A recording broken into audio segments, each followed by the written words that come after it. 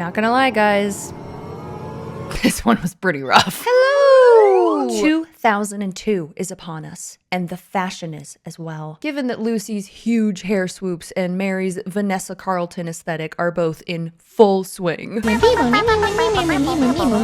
to Seventh Heaven Season 7, baby. And I know what you're thinking. Wasn't Aunt Julie just going into labor, and then she disappeared and we never saw her again? Annie, I'm having the baby.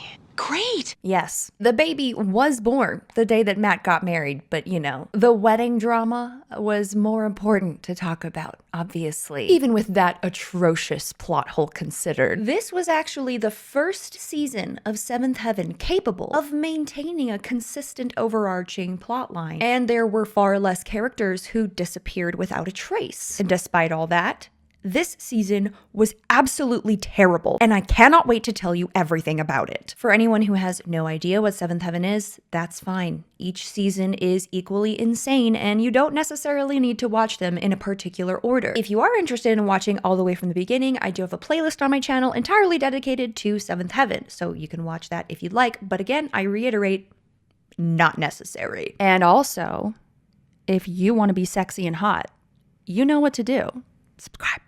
You gotta subscribe. You don't have to pay any money. You just push this button and then you become sexy and hot. It's awesome. So you should do that and then send my videos to all your friends who also want to be sexy and hot like you. Thank you for your service to the world. For how good you look. So Seventh Heaven is a Christian-themed soap opera that began airing in 1996, featuring an ever-evolving family of misfits and delinquents. Mom and Dad are named Annie and Eric Camden. Annie is the white American dream version of a jack-of-all stay-at-home mom. Eric is the reverend for their local church. And because he is the reverend of the local church, every single person in this town is obsessed with Eric and his family. The townspeople especially delight in vehemently critiquing every single thing that his children choose to do. They're basically the local Kardashian family of Glen Oak, California. Now the kids are as follows. Matt is the oldest. He's 23 years old and he's currently married to Sarah, who I assume is also 23. They're off at medical school in New York, enjoying the sexual freedoms now allowed to them because of their recent elopement. What if I am pregnant? But you can pretty much forget about them because we don't see them very much. The next kid in the family is Mary, who is the magical age of over 21, which I have come to learn is a very important age in this family. He is over 21. I am an adult. I'm over 21 now. The next kid is Lucy, who is 20. How is it that I'm almost 21 years old and have no major accomplishments? Then Simon, who's 17. Ruthie, who is 12. Sam and David, the twins, who are 4 years old. And they're just kind of there. All the time. What's up, Kevin? Hey, man. Then there's Robbie, who is an unofficially adopted child of the Camden home. He actually used to date Mary for like 2 years off and on, but then he just kind of fully assimilated into the Camden family and is considered a brother at this point. Then, lastly, there's Lucy's brand new cop boyfriend guy who she met last season, Kevin, who is 25. Oh, and also Kevin just happens to be Mary's firefighter boyfriend, Ben's older brother. So Lucy and Mary, siblings. Ben and Kevin, siblings. Yes, that is 2 sets of siblings dating each other. It's fine. This is normal here. Ben sucks, by the way. We do not like Ben. Lucy met Kevin last season at an airport where they immediately became obsessed with each other at first sight. Kevin made the decision to move from New York to California to pursue Lucy and marry her. And apparently that means the Camdens are now renting out their ever so coveted garage loft apartment to Kevin. Hey guys. Hi, Mom. Why didn't you just call me Annie until you officially asked Lucy to marry you? So not only did Kevin move across the country to date Lucy, he also moved into Lucy's family home to date Lucy, which feels like a lot for a brand new relationship. And we are going to get into that, among other things, in great detail, starting with episode 1.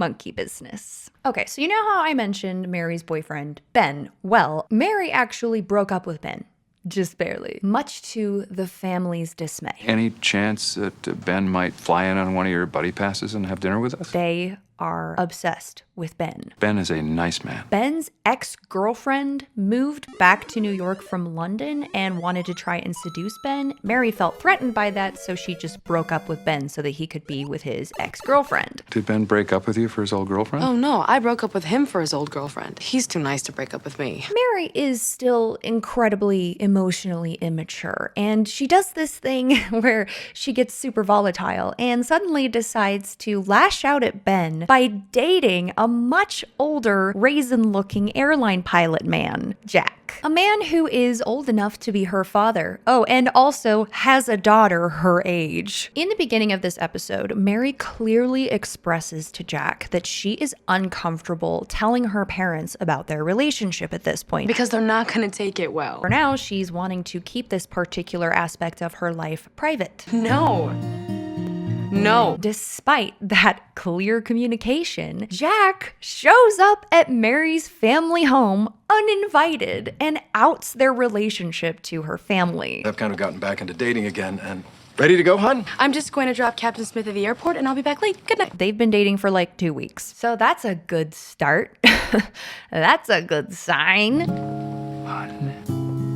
Jack insists to Mary that he will not date her without her parents' approval. Now I have to explain things to my parents that I didn't want to explain. And I'm never going to feel comfortable going out with you unless I know your parents are comfortable. Meanwhile, he continues to date her despite knowing without a doubt that her parents are not okay with it. That's just the kind of guy I am. I'm just such a good guy that I'll ask out a woman young enough to be my daughter and then force her into outing our 2-week-long relationship to her parents by showing up at her doorstep and imposing myself without warning or invitation. I'm never going to feel comfortable going out with you unless I know your parents are comfortable. Yeah, baby. Just the best kind of gentlemanly guy you could ever ask for. That's just the kind of guy I am. And now we must introduce Roxanne, the drama. Is it me? Am I the drama? Hi, is Kevin home? Officer Kevin Kinkirk has just been assigned a new cop partner, this hot blonde girl named Roxanne. She's not hot. Yes, she is. Lucy immediately gets a pretty weird vibe about Roxanne and goes into overprotective, jealous girlfriend mode. A beautiful blonde woman just showed up asking for Kevin. Beautiful? This becomes her main obsession and only plotline this entire season. I don't think I'd call her beautiful. What would you call her? His new partner. She's having dinner with us. What? I don't blame Lucy for being upset about Kevin's new cop partner, considering the fact that the first time Lucy sees Kevin and Roxanne in the same vicinity, this is what's going on. You won't hurt me. You just had to help Roxanne freshen up on her boxing skills alone in your apartment? Really? Really? I don't think Lucy is in the wrong for being jealous of Roxanne and being upset about her boyfriend's behavior. Rule number 1 with coworkers. Keep your hands to yourself, buddy. I'm not your buddy, friend. He's not your friend, guy. I'm not your guy, buddy. Keep your hands to yourself, especially when alone in your apartment together, especially when that apartment is located in your girlfriend's parents' attic. Lucy just saw Kevin and Roxanne touching each other, being all giggly and flirty, and she storms off in anger. Wait here, I'll be right back. I especially don't think Lucy is in the wrong to be upset about Roxanne, considering the look on Roxanne's face after this interaction. She liked that she caused a bit of tension and drama in this relationship. She enjoyed the fact that Lucy got all riled up over this. Am I the villain? I don't think I'm the villain. Lucy's gut feeling about Roxanne could not be more spot on, and you will see what I mean by this. Kevin completely writes off Lucy's feelings of discomfort around this awkward situation. Where are you going? Where does it look like I'm going? The insistence that Lucy just be okay with all of this begins right away. It's like his perfect happy little daydream that Roxanne and Lucy become best of friends. I want you to come back upstairs and meet my new partner. She's really nice. Lucy ends up asking Kevin if he thinks Roxanne is hot. And he says yes. He says yes. And I suppose you think she's really hot, too. I guess. So you think she's hot? Is she? You tell me. Okay, she's hot. Kevin completely misses the point of why Lucy is upset, starts diminishing Lucy's reaction as if it's coming out of pure jealousy. How can you be jealous of any other woman when you know how I feel about you? Jealous? You think I'm jealous? Doesn't try in any way to make her feel better. He just gets pushy and acts like an ass. Just because you love me and want to marry me doesn't mean you can't be attracted to another woman. All right, All right. thanks. What is wrong with you? In the meantime, Roxanne makes her way down from Kevin's apartment and meanders her way over to the main part of the Camden home, uninvited, to see the drama unfold, I assume, when she runs into Robbie and checks out his pants for an uncomfortably long amount of time. Robbie and Joy broke up, by the way, and I'm not surprised by that, as most relationships in this show tend to end between seasons. Classic Seventh Heaven, you know? You better get over Joy. I can't. I'm swearing off women, okay? Robbie and Roxanne immediately recognize each other from 7th grade. You used to be the good girl. Used to be the bad boy. You know, I think I spent the entire 7th grade thinking about making out with you. Really? And then they start making out on the porch in broad daylight. Yeah. Yeah, really. To make the situation even worse than it already is, Lucy decides she's actually going to give Roxanne a chance. She starts to walk outside and go back to Kevin's garage loft apartment when she opens the door to see Robbie and Roxanne mid-makeout session. God, I'm exhausted already. I'm sure there's a logical explanation. And I have one. Roxanne! Notice here how Kevin just grabbed Lucy's face to shut her up? Yeah, this is what he does basically anytime she tries to talk about Roxanne. Kevin never allows Lucy to say anything about Roxanne. It's ridiculous. Robbie ends up asking Roxanne out for a movie date tonight, and somehow Kevin and Lucy just get like volunteered to go with them on a double date. Oh, we thought we'd go out for a movie. Maybe Kevin and Lucy should go along with you so you can all get to know each other better. You're right, Mom. This becomes a whole fiasco. So Lucy's relatively new boyfriend gets really suspicious about Mary's brand new boyfriend. You never said how you and Mary know each other. We both work for the airlines. And? And that's how we know each other. It was nice meeting you. Kevin ends up completely hijacking the date because he is the driver. They all decided to carpool together. And on the way to said movie date, Kevin pulls the car over to the side of the road because he's worried about Mary's new boyfriend. I'm just suspicious about that pilot. So this ends up trapping Roxanne, Robbie, and Lucy in some like mystery solving situation instead of a movie date because Kevin is suspicious about Mary's new grandpa boyfriend. Kevin, the movie starts in 5 minutes. We can see the movie anytime. I hope this is important. It's important. And no, this storyline was not in any way worth Kevin sabotaging this entire date night. As Ben's brother, I think I owe it to him to find out what Mary and her date are up to. It's important. Well, as they're in the car, sitting on this side of the road and Kevin is ruminating, Roxanne starts bullying Lucy about being jealous of her. Roxanne and I are on a date, and your girlfriend is so jealous she's embarrassing herself. Oh, is that right? Yep, I'd have to agree with him. Roxanne, you're single, right? Do I need a lawyer present for this? Then further stokes the fire by admitting to Lucy that she asked for Kevin to be her cop partner because he's the hottest guy in the cop store and she's open for spending some of her money. Being single, you got yourself partnered with the best looking single guy on the force. Yes, I did. He's a nice guy and a good cop. And he's single. Okay, and he's single. He's not just good looking, he's the best looking guy on the entire force. What are you gonna do about it? Okay, you two, stop. Something you need to know about Roxanne is that she's sort of a mentalist prodigy, mind-reading criminal profiler to be. She uses her special powers here to successfully deduce that Lucy and Robbie used to date each other. She then mentions this out loud like some kind of power play over Lucy. Lucy, are you jealous because I'm Kevin's partner or because I'm on a date with your old boyfriend? And apparently, Lucy forgot to tell Kevin that she and Robbie had a week-long rebound makeout fling last season, and Kevin is not okay with this. In all this time, I never mentioned that. He decides this is absolutely unacceptable and gets really worked up about Lucy's past with Robbie. Lucy's past with Robbie is now the most important item of discussion, okay? I honestly thought you knew. I did. I thought everyone knew. They end up getting to the movie theater, but just sitting outside while Lucy desperately tries to convince Kevin that her history with Robbie was nothing, which it was nothing. That was the worst date I've ever had. Just remember, I broke up with you. But Kevin isn't buying it at all. He just sits in anger, giving her the silent treatment, stewing and getting more and more angry. I'm taking a walk. And then Kevin remembers that he noticed something suspicious about Mary's new boyfriend. So he just storms out on the date. He just leaves and takes Roxanne with him.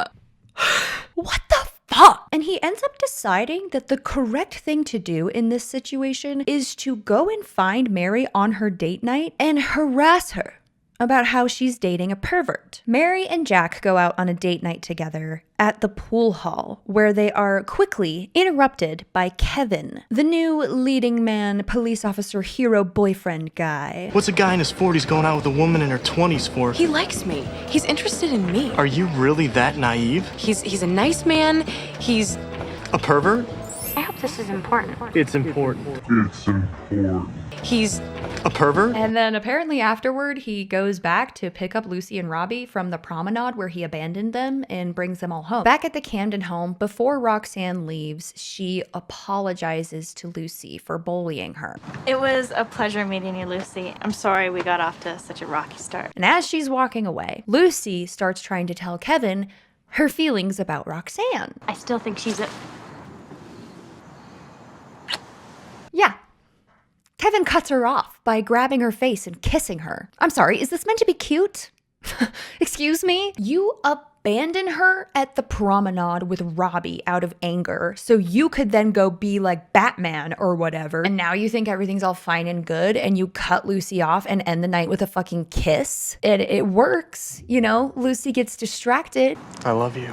I love you too. On the topic of Kevin and Lucy, everyone is pressuring Lucy to be ready to marry Kevin. I think he'd ask you to marry him if he thought you'd do it. Mom told you to quit stringing Kevin along and tell him you'll marry him. He would marry you. We all know he would if he thought you'd say yes. But Lucy is trying to be smart about this. She wants to wait a while to make sure that this is what she really wants, that this is the right person for her. I am gonna ask Lucy to marry me as soon as I think she'll say yes. You don't think she'll say yes? Not yet, but she will. She wants to date him a little longer, get to know him a little bit better. Very rational, very normal. Someday I will make a commitment, but not now. Not until I'm really, really ready. And Kevin gets so manipulative and guilt trippy about this. It's really obnoxious. Sometimes it almost feels like he tries to punish Lucy because she's not fully ready to be married right now, you know? The episode ends with Kevin kind of turning everything on Lucy, saying that he wishes he knew that she was ready to commit to him, as if her being hesitant and wanting to take her time is some huge problem in their relationship. It would be nice if I felt you were ready to make a commitment. Nothing about Roxanne, nothing about her and Robbie, and I guess everything's fine. Good night. Good night. Simon has a new girlfriend, and all they do is mac, which is fine because that's basically all anyone does in this show.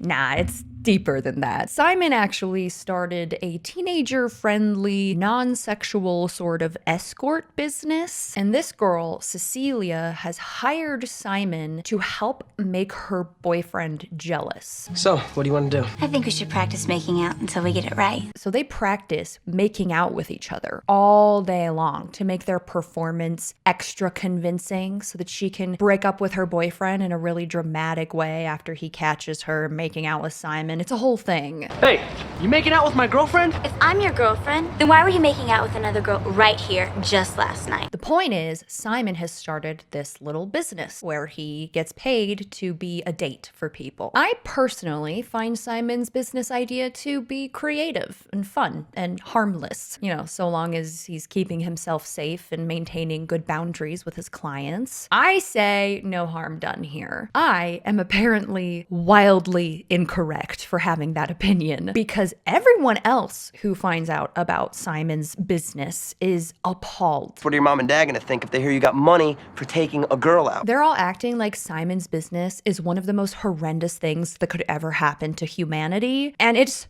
so confusing to me. You'll take my advice and not do this again? I can't promise that, and I can't promise I won't say anything. We'll get more into that later. The last thing I wanted to talk about this episode is the reason for the title of the episode, Monkey Business. Ruthie's chimpanzee friend is back in the picture. Who is that? I'm chimp sitting. You remember Eisenhower from across the street? I was low-key kind of terrified watching Ruthie be in such close quarters with this chimpanzee for an extended amount of time. Do you know how dangerous chimpanzees are? Like, seriously, do you understand how fucking dangerous a chimpanzee is? Just watching her next to this chimpanzee this entire episode made me sick to my stomach. Like, holy shit. I mean, obviously she's fine. Didn't make me not be afraid for her, though. Anyway, Ruthie spends this entire episode babysitting her next door neighbor's chimpanzee. After the whole day of watching this chimpanzee, the owner comes back and offers Ruthie money for her time and her care of the chimp. Ruthie gets really excited because she was not expecting to be paid. Here you go, Ruthie. $20? That's a lot of money for something I do for free. Eric sees this moment and then decides it's a great time for some stupid, morality lesson learning kind of thing by making Ruthie give the money back. It was my pleasure. No, you earned it. If you'd rather take it back, that'd be great. Thanks, Ruthie. What? I understand that serving others without getting money for it is a good, noble thing to do. Not trying to hate on that at all. But just because you would do something for free does not mean you should. You deserve to be compensated for your labor, especially if that labor is time-consuming and dangerous. That's a lot of money for something I do for free. Normally, I wouldn't have included this plotline at all, but this was a terrible lesson from Eric, and I do not approve. Other kids may be awkward at 12, but you're something special. Thanks. It is not virtuous to teach someone to be a doormat, okay? Episode 2, Monkey Business, Deux. Mary is still in the relationship with Jack. Annie has told everyone in the family to deal with the Mary situation by not saying anything to her about Jack at all. Do not talk about Jack. Mom doesn't want anyone to say anything. I said something last week before we got the order. It didn't do any good. Yeah, I struck out too. Did you talk to her? Yeah, I couldn't help myself. Neither could I. Did you get through to her? No. So you think anyone can stop Mary from seeing this guy? It's not likely. Everyone disobeys the rule and tries to tell Mary she should not date Jack, including Annie. And including Kevin. Eric approaches Mary with trying to remind her about her hunky firefighter man, Ben. Like, maybe if he can remind Mary that Ben exists, then she'll want to date him again and break up with Jack. Come on, Ben's a great guy, and he really cares about you. But Mary is convinced that Ben is actually in love with his ex-girlfriend. No, he's not. He's just talking to her. He's just talking to her. Okay. Great. He shouldn't be, though. He really cares about you. And now I've met someone else. Someone I care about more than Ben. When reminding Mary about Ben doesn't magically convince Mary to break up with a man 30 years her senior, Mary threatens to go stay somewhere else in Glen Oak while she's here. Oh no! If the man that I date makes you uncomfortable, I will stay somewhere else. Somewhere I won't have to talk to you. And Eric actually receives it as if it's a punishment. Are you giving me an ultimatum? Conflating this to mean that Mary is choosing Jack over her family. Everyone in this family thinks that you should stop going out with a man who's old enough to be your father. Look, man, I'm all for Mary breaking up with Jack, but that is some seriously manipulative bullshit. You'd consider leaving your family in order to be with this cradle-robbing, low-life sky jockey? The irony of Eric calling him a cradle robber and whatnot. Would you please get out of my car? Go ahead and do whatever you think. I hope that every time you even think of kissing him, you think about kissing your father. You know she couldn't hear you, right? You know she was driving away and could not hear the words you were saying. You know that, right? You know you have neighbors that exist too. Eric gets a report from his main man at church, Lou. Apparently, people have been spreading the word about seeing Mary around town with an older man, and it's reflecting badly on Eric in the eyes of the public. The children reflect badly on the church. My children? Also, apparently, all the neighbors did in fact hear Eric yelling pretty wild things at Mary this morning. Eric, you yelled something crazy at her. And this was at 6 in the morning. You think about kissing your father! In an effort to salvage his own image, Eric goes out to find Jack at an unspecified location and confront him. And the following scene gave me some of the strangest conspiratorial thoughts I've ever had in my life. When Eric shows up to confront Jack, this is how the scene plays out. Eric bumbles around like a buffoon until he finally finds himself next to a lovely country club pool. At least I'm assuming it's a country club pool. I don't know. Eric then hears from behind him, Reverend Camden? Then this is the entirety of the rest of this scene. Captain Smith? May I assume this is about Mary? Yes. You may. I can't say I wasn't expecting it. Fade to black. The first time I watched this, all I remember thinking was, they should kiss. And I remembered nothing else about this interaction, just that I thought they should kiss. So I went back to watch this again more intently because surely I missed something, right? They didn't just stare into each other's eyes and fade to black. That can't be what happened, right? Reverend Camden? Captain Smith. May I assume this is about Mary? Yes, you may. I guess I wasn't expecting it. Yep.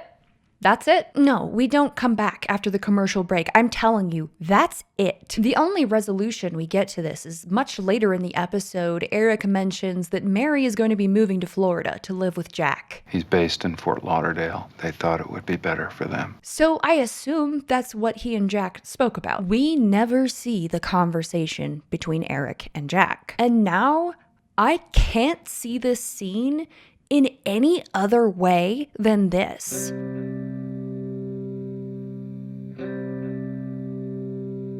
It's a beautiful day, but Eric is not here to enjoy the sun. He's here to protect his daughter.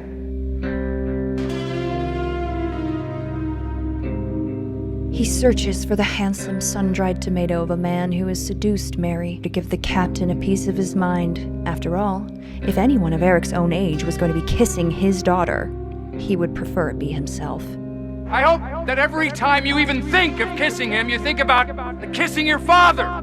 Eric hears a strong voice over his shoulder. Reverend Camden? He turns around to see Jack, staring at him expectantly. Eric slowly walks up to Jack with a sultry look on his face. Captain Smith? He takes a step closer. Almost too close, looking deep into Jack's eyes. Perhaps to intimidate him, yes, but perhaps it's something else.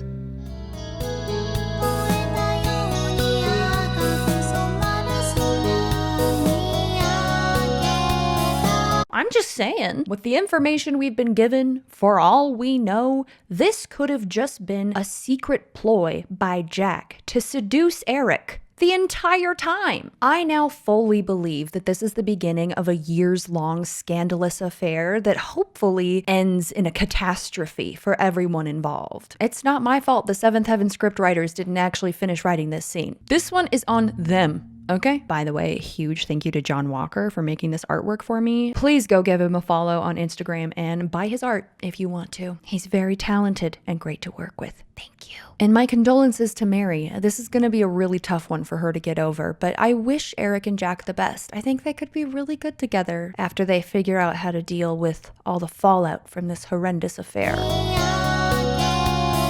Simon's dating business has been booming lately. And Cecilia, the girl who hired him last episode, approaches him at school acting a little bit weird. You went out with Claire Cleavage every night this week? I'm not going out with her for her cleavage, and it's not very nice of you to call her that. We just went to the library. She gets kind of hypocritical and judgy. So she paid you to take her out every night you went out? Yes. Oh, not like Cecilia just did that last episode. You went out with Claire Cleavage every night this week? She asks him out on a real date. Maybe we could go out again. I'm kind of booked. I'm not interested in your dating service. I was just suggesting that we go out together sometime. On a real date. I guess she had a great time paying him $40 to make out for a few hours, and now she thinks she gets to do it for free. Well, Simon tells Cecilia that since she was previously his client and he doesn't really want to mix his work life and his personal life, that they should not go out on a date. He says no. I'm not sure if it would be ethical to actually date someone I've done business with. It just doesn't seem right. Now, let me tell you, Cecilia does not appear to be able to handle rejection very well. Want to know what doesn't seem right? You don't seem right. You really should drop this whole dating service before you get into real trouble. Cecilia, you paid him...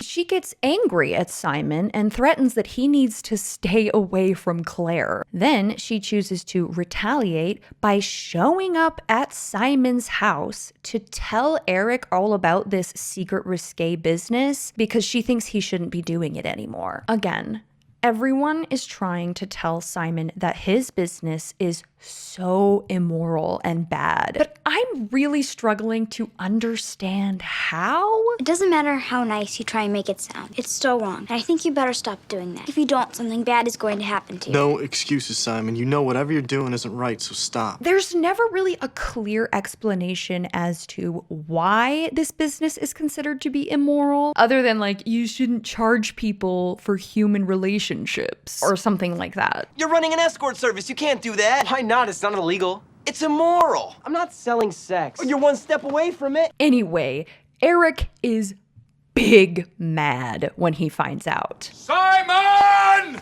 Kitchen, now! Why? I don't get it! Did you take money from Cecilia to take her out last weekend? She offered to pay me. I don't think I should be here. Not only does Eric give Simon a really harsh lecture, but he also promises to continue to lecture Simon every day. The three of us will talk later, and then again tomorrow, and the next day, and the day after that. Ah, yes. The endless lectures about nothing of consequence.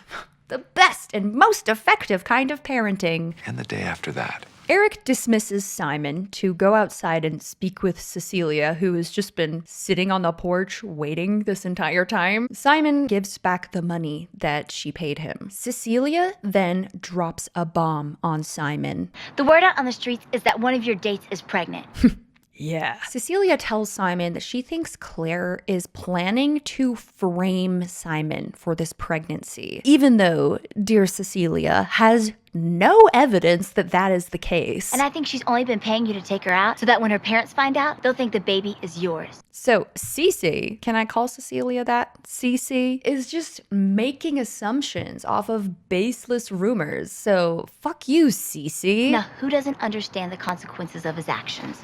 Kevin is still really hung up on the fact that Lucy and Robbie had a little fling last year, and he's currently coming after Robbie and passive-aggressively accusing him of still having feelings for Lucy. Why would you rather be in the house than the garage apartment? I like being in the house with the family. It makes me feel like part of the family. If you really wanted to be part of the family, you wouldn't have dated what would be your sister Lucy. Robbie very quickly corrects this misconception. I think you still have feelings for Lucy. I never had feelings for Lucy. At least not the feelings you're accusing me of. But Kevin accuses Robbie of lying, even though he explains it was always Mary he was in love with. I was never in love with her. I was in love with Mary. You do know I dated Mary for years, right? You're lying. So Robbie gives Kevin an even more thorough recap of his dramatic roller coaster relationship with Mary. I met Mary when we were both doing community service. We were both crazy about each other. We almost had sex. We were thinking about getting married at one time. How do you feel about Mary now? What's the point? I think the point is you still have feelings for her. Robbie is still in love with Mary, which just goes against everything we've seen the last, 4 seasons. Oh my god. Maybe you ought to do something about those feelings. Like what? Let her know how you feel about her. Maybe it's not too late. Kevin then reveals to Robbie that when it was his turn to break Annie's rule and tell Mary that she should not be dating Jack, Mary successfully deflected the conversation by informing Kevin that Lucy spent the night in Robbie's room one time last year. The other night, when I was talking to Mary about dumping this pilot, I told Mary that her pilot hit on Roxanne at the pool hall last week. She said, well, did you know Lucy and Robbie had a little sleepover in his room last year? So that's the main reason Kevin's coming in after Robbie, seriously, bruh? I think you still have feelings for Lucy. Which admittedly, the way Mary phrased it sounds a lot worse than it actually was. Is that true?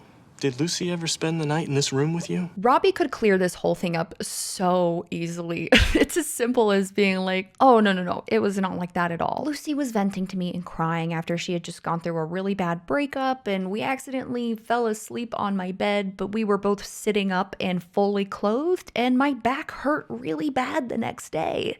We fell asleep in here. You fell asleep in here, you idiot. But no. Robbie decides to say nothing and just sit there with an extremely guilty-looking face. Did Lucy ever spend the night in this room with you? Is that what trading my room for your apartment is about? I take that as a yes.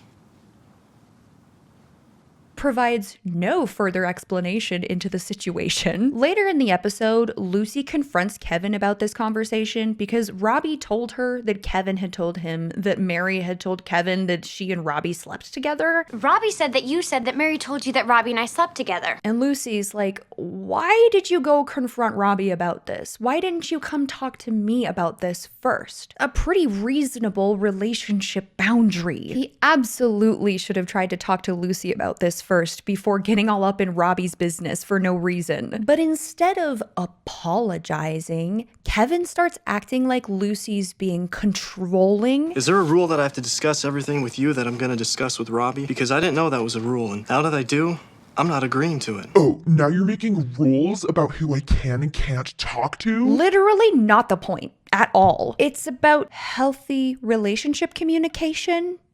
Trust. Kevin again interrupts Lucy by kissing her with unmoving lips, by the way. Lucy then sets another boundary that Kevin cannot just kiss her to try and get her to shut up about something. Wait, you can't. I can't what? You can't just do that every time I try to talk to you about something serious. And Kevin's just like, what the fuck, babe? Why? Why not? Because. Because why? So Lucy gets angry and storms off, and Kevin just says, man, I love that woman. Clock that. Remember that. It's coming up again later. There's also another major sin Kevin commits in this episode that made me so mad. Throughout this episode, all the kids are talking about Simon's business, his risque, scandalous business. All the kids know about it except for Lucy. She's intentionally left out of the know. I'm sorry, what are we talking about? Didn't you know? How would I know? I'm always left out of everything. It's been that way all my life. Understandably, Lucy has some strong feelings about being constantly excluded in this way. Ruthie ends up spilling the beans that Kevin knew about Simon's business and didn't tell Lucy about it. Why didn't anyone tell me? Because no one likes a stool pigeon. At least that's what Kevin says. You didn't spill the tea? What the fuck? That's like one of your most important jobs as a boyfriend? Okay, Ruthie. It's you and me. So Kevin then gets mad at Ruthie. And then you ratted me out with your sister just to get me in trouble. Ugh, why did you make me look bad in front of your sister, dude? Don't you think I have enough problems with Lucy without your help? If the truth makes you look bad, that's a you problem. I officially do not like this Kevin guy. And we're on episode 2, so. Also, Spike shows up this episode. What are you doing here? You told me to come here, but you never listened to me. Ben, it's so good to see you. Ben, Spike, I call him Spike. Ben. So Ben shows up to stay with Kevin in the garage loft apartment so he can be here to win Mary back. Spike literally quit his job to move to Glen Oak so that he could be with Mary. But he is far too late, as Mary has already moved to Fort Lauderdale, Florida to be with Jack. Is, Mary home? I don't think she's coming home. So the Spike brothers sit down and have a little bit of a heart-to-heart. Kevin's kind of asking Ben for some advice. He's like, I don't know, man. I don't know what to do with Lucy. To tell you the truth, I don't know what I'm doing here either. I'm madly in love with Lucy, and she's not madly in love with me. I moved into her family home, gaslit her about her very reasonable boundaries, and I left her out of some really important piping hot tea about her brother because of my strong values. Why doesn't she love me already? You want some advice? Yeah. Yes. Please talk some sense into this man. But try to tell me only what I want to hear. So you're unwilling to take advice that isn't exactly what you want to hear? Okay. Noted. This advice from Spike better be fucking good. Don't give up so easily. What? How about give her space? Respect her boundaries? Treat her like a respectable human being? Anyone? No? Hello? Kevin and Lucy talk, and he technically apologizes. I'm sorry for just laughing you off. I think you kissed me off. But then cuts her off to reinforce the idea that she is in fact crazy. I really want this relationship to work out. I do too. And that's why I've been so crazy, or one of the reasons. And the other one being, you are crazy? Oh my god, I'm losing my mind. Now I'm going crazy. I don't want any woman other than you. I love you. I love you too. I'd kiss you off again, but you're all snotty now. He won't give her a kiss because she's snotty from crying. Is this supposed to be endearing? It's not. It's deeply concerning to me, actually. He's just constantly insulting her. Negging her, if you will. I'd kiss you off again, but you're all snotty now. And despite the writers probably not intending this to be the case at all, they have written Kevin to be like this. Super concerning. Episode 3. The Enemy Within.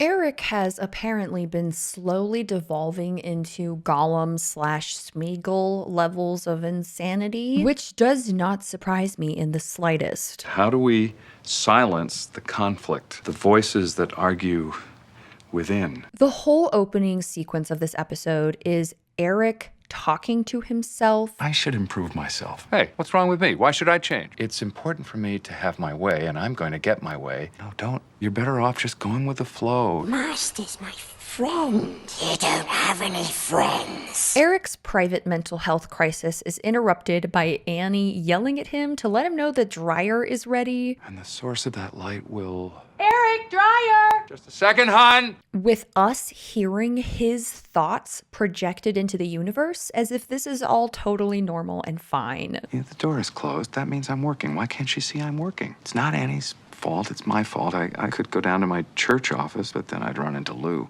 Eric, I'm feeding the boys. Annie is just swamped with the twins. But apparently, despite how horrifically busy she is, Annie feels the need to repeatedly pester Eric, micromanage him, and insist that Eric stops everything he's doing to take the clothes out of the dryer right now. You know, those are jeans. They're gonna get wrinkled. They're just jeans. This is my sermon. She is so aggressive about it, too. You said to yell if I needed help, and I need help. I just got a little carried away here. I'm coming. Like, Eric has to take the laundry out of the dryer immediately after Annie asks, otherwise there's gonna be big problems. Eric is busy. He's in the middle of writing his sermon for, his job, and Annie knows this. Okay, love you. I love you too. But sometimes you just drive me. Jeez, Annie. He's clearly busier than you right now. And if the jeans being wrinkled is that big of a deal, then do it yourself. You know, those are jeans. They're gonna get wrinkled. Eric. The jeans, Eric.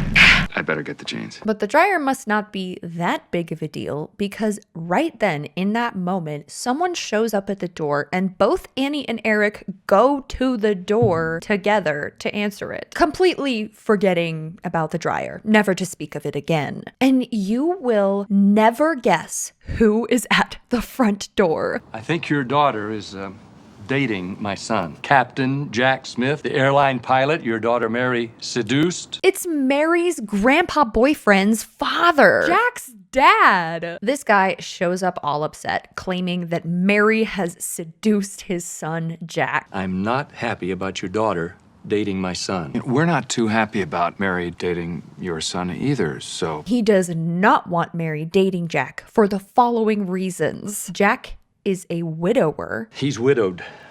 He's vulnerable. Mary doesn't really love him. You know she's not really interested in him. And she's going to break his heart. I simply can't bear to see my son's heart broken again. My guy, Ken, your son is over 50 years old. I think he knows what he's doing, messing around with a 21-year-old. Really weird that you're blaming her for this relationship. Apparently, Ken is a real estate guy, and he deliberately purchased all of the properties surrounding Eric's church. And it's not a coincidence at all. Threatening to sell the properties to like loud, obnoxious people. Whomever would be the worst possible neighbors for you and your congregation. He holds this over Eric's head, telling him he needs to get married to break up with Jack or else. Do you really think that threatening me is the best way to go about this? A little drastic, don't you think? Not to mention expensive. How much do you think my son's worth to me? Then Ben and Kevin walk into this situation. Yes, Ben is still staying at their house. Eric and Annie then introduce our new geezer friend, and Ben makes a huge fool of himself here. This is Mary's boyfriend's father. You're not my father. Our father's dead. Why is Ben still convinced he's in a relationship with Mary? These boys are delusional. This is definitely one of the most absurd situations I've ever seen. First of all, some random boomer guy trying to take control of his middle-aged son's dating life by talking to the parents of the younger girl that he's dating. Second of all, Ben being oblivious and dumb. You're not my father. Our father's dead. And thirdly, Ken's stupid obsession with this hat he got from his father the day that Jack was born. Anybody care to tell me what happened to my hat? I had a hat. Yeah, Sam and David steal Ken's special hat. But don't worry, he gets it back in the end. Let's find the hat, okay?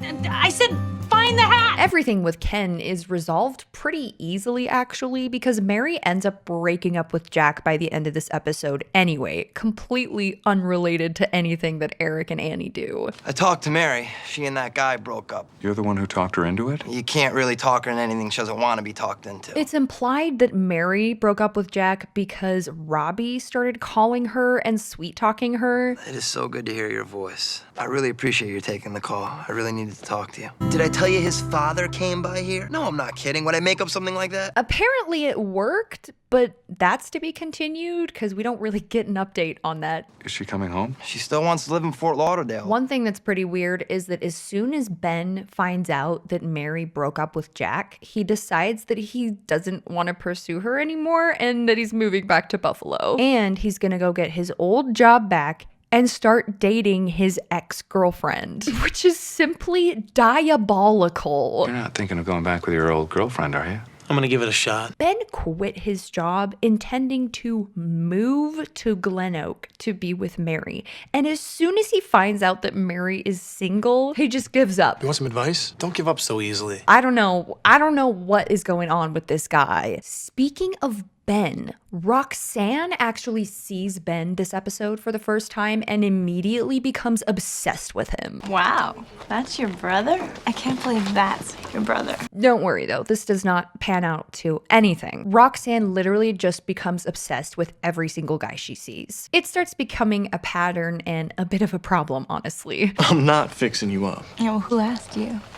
I don't think I'm the drama. Before Ben randomly decides to go back to New York, he thinks it's a really cute idea to read through Lucy's journal and tell Kevin about some of the things she wrote in her journal. He does this for no other reason than he's a terrible person. Also, he fell asleep on Lucy's bed while reading through her journal with his shoes on. Lucy understandably gets pretty mad when she walks into her room and sees Ben asleep on her bed, clutching her journal wide open. How could you? That's my journal. Those are my very private thoughts. So she goes to Kevin, Ben's brother, who instead of apologizing for Ben's atrocious behavior and telling Ben he needs to apologize as well, decides to scold Lucy for having the audacity to keep a diary at her age. What did he tell you?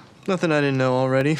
I want to know what he said. Aren't you a little old to keep a diary? So, I'm the problem? Kevin then continues to just make fun of Lucy for the entire rest of the episode because of this. Your brother was in my room, in my bed, yet I'm the problem because I'm keeping a journal?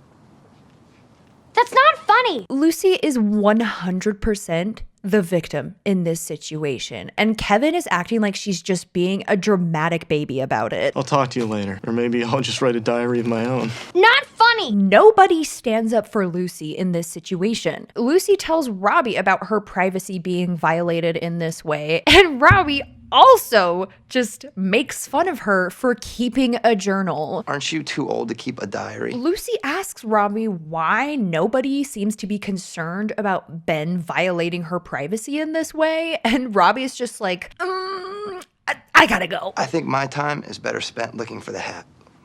Because Lucy has had some embarrassing information shared about herself against her will, Lucy then decides that the only way to remedy this situation is to have Kevin share information with her that he considers to be private. Lucy wants to know his body count. Thanks to your reading her diary, Lucy now wants to know if I've ever been with another woman.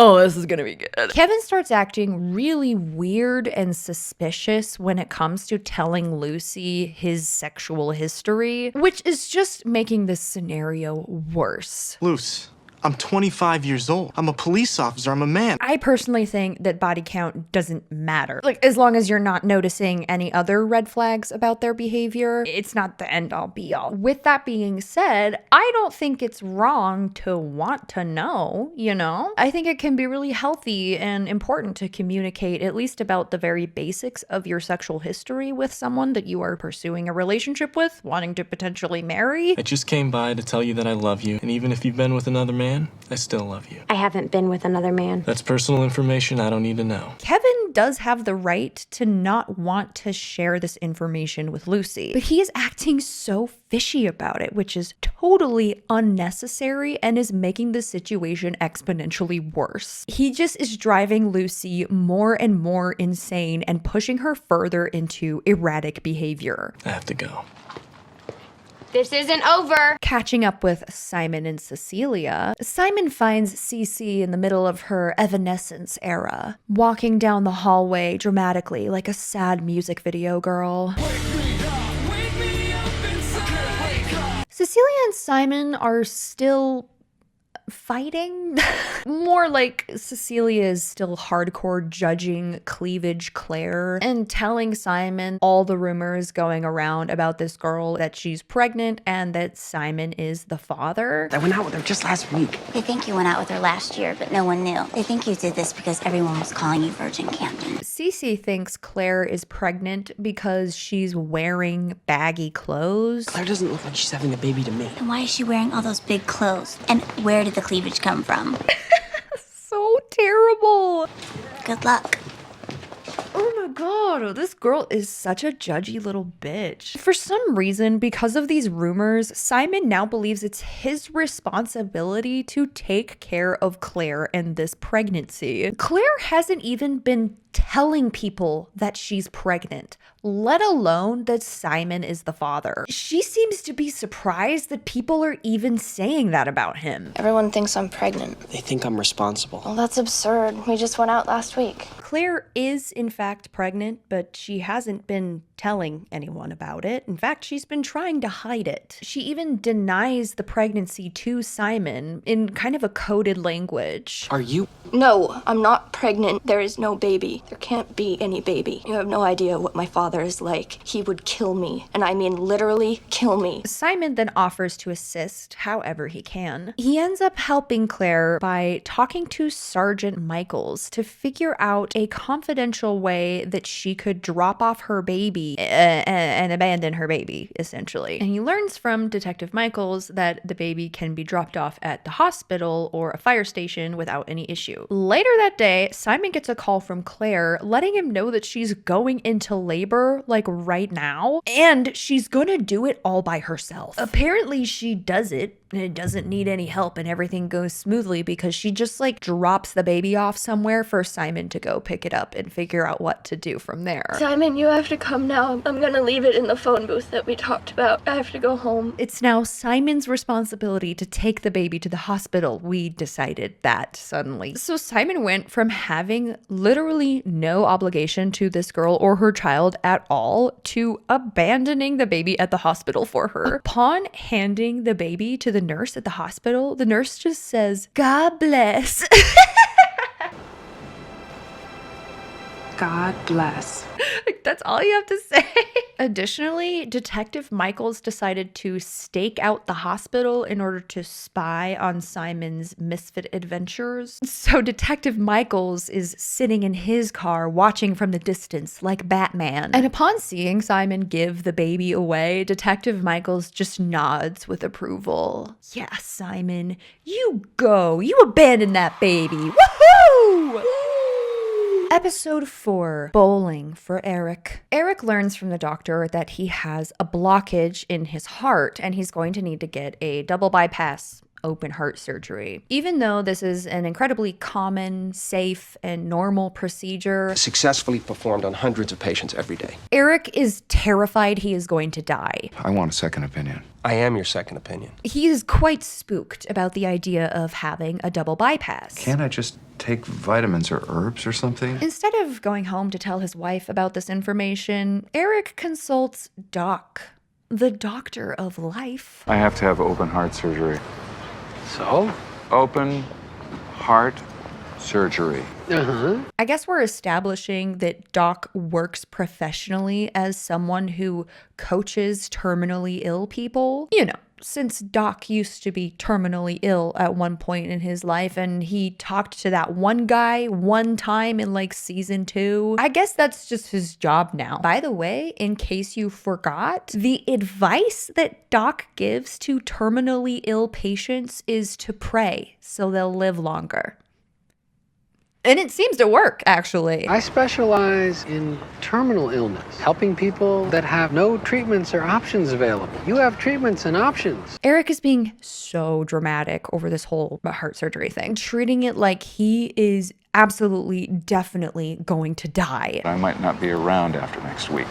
Where are you going? What do you mean, where am I going? I could die. If you don't have the operation. No, if I have the operation. He starts calling people to have sort of last words with them and telling them he loves them. Like, whoa, dude, calm down. I just wanted you to know that you mean a great deal to me. Okay, Eric. What's going on? Yes, there is a small chance you could die in any surgery, but all the doctors that you know, all the doctors you've spoken to have been telling you that this is actually not that big of a deal and you're gonna be fine. I have to have open heart surgery. So? A double bypass.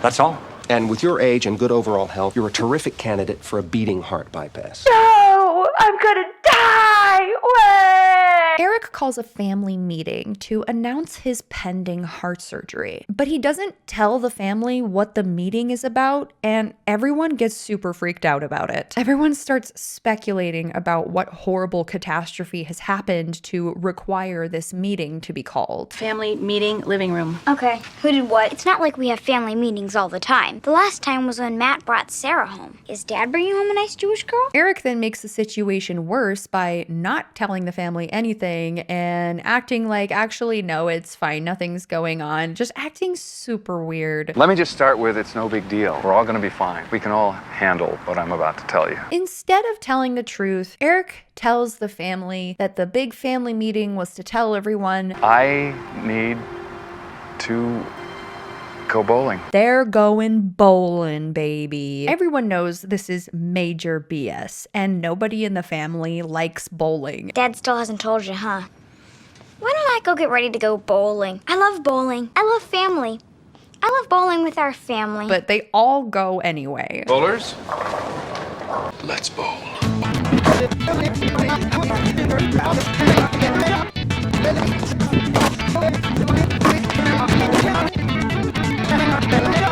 Finally, at the end of the episode, Eric tells Annie about the heart surgery that he needs to have. And again, it's so dramatic. I have to have open heart surgery, a bypass, a double bypass.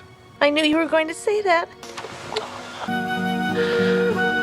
Kevin and Lucy's vibe this episode is still super annoying. It basically just consists of Kevin refusing to communicate properly with Lucy. You want to know what I think?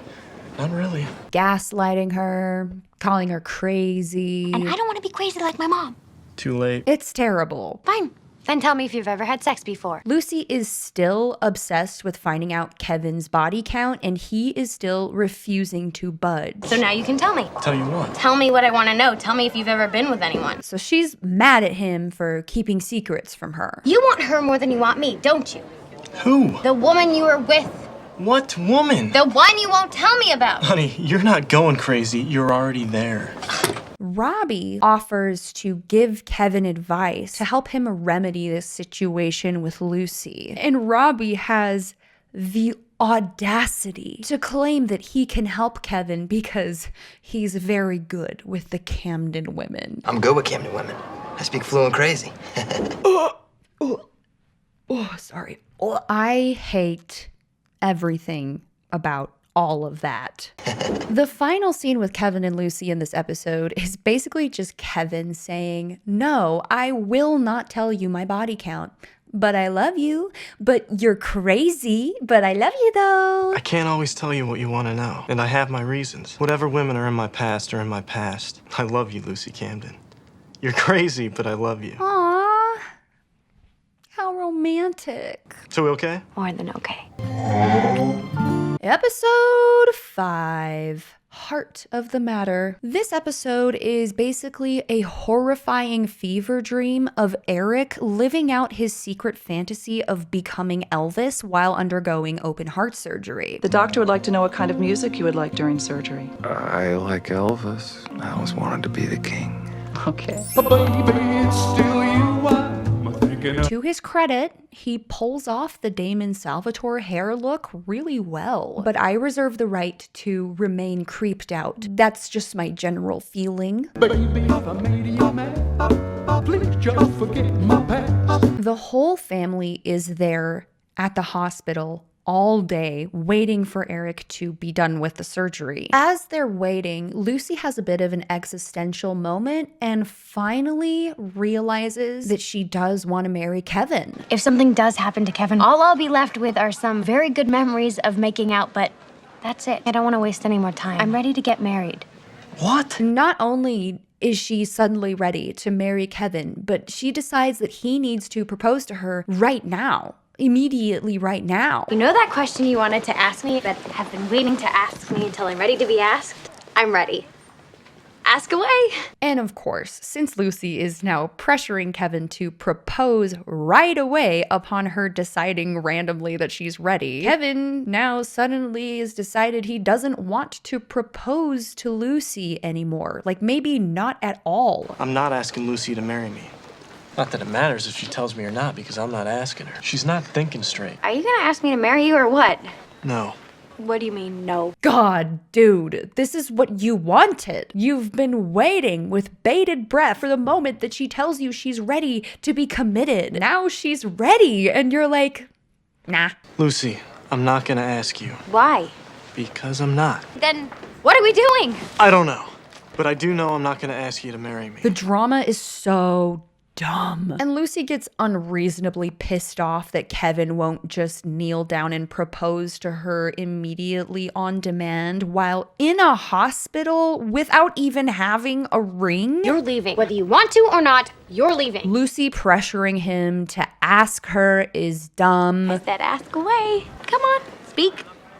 Speak. Lucy telling Kevin to leave the hospital because he won't propose to her on demand is dumb. Him being weird in general is dumb. Kevin calls Lucy crazy again. You're acting crazy. Maybe with all this going on, you should act a little less crazy. Around and around we go. You lead me down this road and then you just let me fall into this huge hole.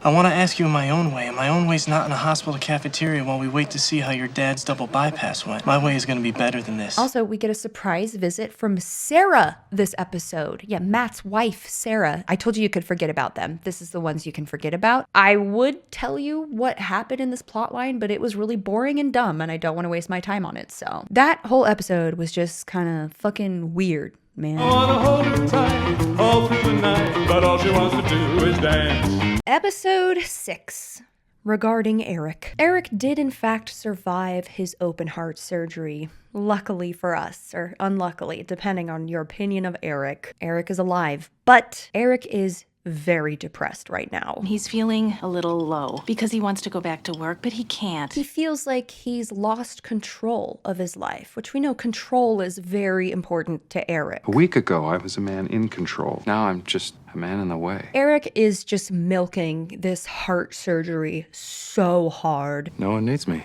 I need to do something that makes me feel like I used to and not like some sick guy who just needs to rest and relax. What are you doing? Recovering. I'm just not the same person I was before my double bypass surgery. Why aren't you wearing pants? Because I don't need to wear pants to just lie around and recover. My life is never gonna be the same. It's not your fault. Whose fault is it? God's. Checking in with Simon and Cece, they have just the weirdest relationship. It is perpetually so confusing and strange. In this episode, Simon has finally realized that he has feelings for Cecilia, like he is in love with her, but Cecilia doesn't want to date him. Like they decide they're just going to be friends, little besties. And Cecilia, knowing that Simon has a crush on her, talks about all the boys that she's going out with. Like, it's so cruel. She knows what she's doing and it's cruel. I know you like me, but our relationship is hardly normal. I like you, and if you want, I'd like us to continue to be friends. I could use a friend. I'm kind of going crazy with Mark. And now we gotta check in with Roxanne. Remember her? She's gorgeous. Her uniform is too tight. Her hair is too shiny, and she wears too much lip gloss. And remember that one time when Robbie and Roxanne made out on the porch and then got their date night sabotaged by Kevin and we never spoke about it again? Turns out Robbie has been wanting to ask Roxanne out on another date, but he has stepped away from Roxanne because he knows how much it has been affecting Lucy. He doesn't want to cause any more drama. He does not want to make Lucy upset, which is very considerate, honestly. Kevin, upon hearing Robbie's concerns about Roxanne, basically tells Robbie that it's fine and he shouldn't worry about Lucy's feelings and he should just date Roxanne. If Roxanne isn't in your life, that's your fault, not mine. Not Lucy's. Kevin then decides to take matters into his own hands and calls Roxanne to inform her that Robbie wants to take her out again. Hello? Hey, Roxanne. What's up? I'm doing something I don't think I should do, but I feel like I have to do. But before he can get to that point, Roxanne just assumes that Kevin is calling her to ask her out on a date. Are you asking me out? No. Well, it sounds like you're asking me out. I'm not. You know, if you're attracted to me, we can't work together. Excuse me?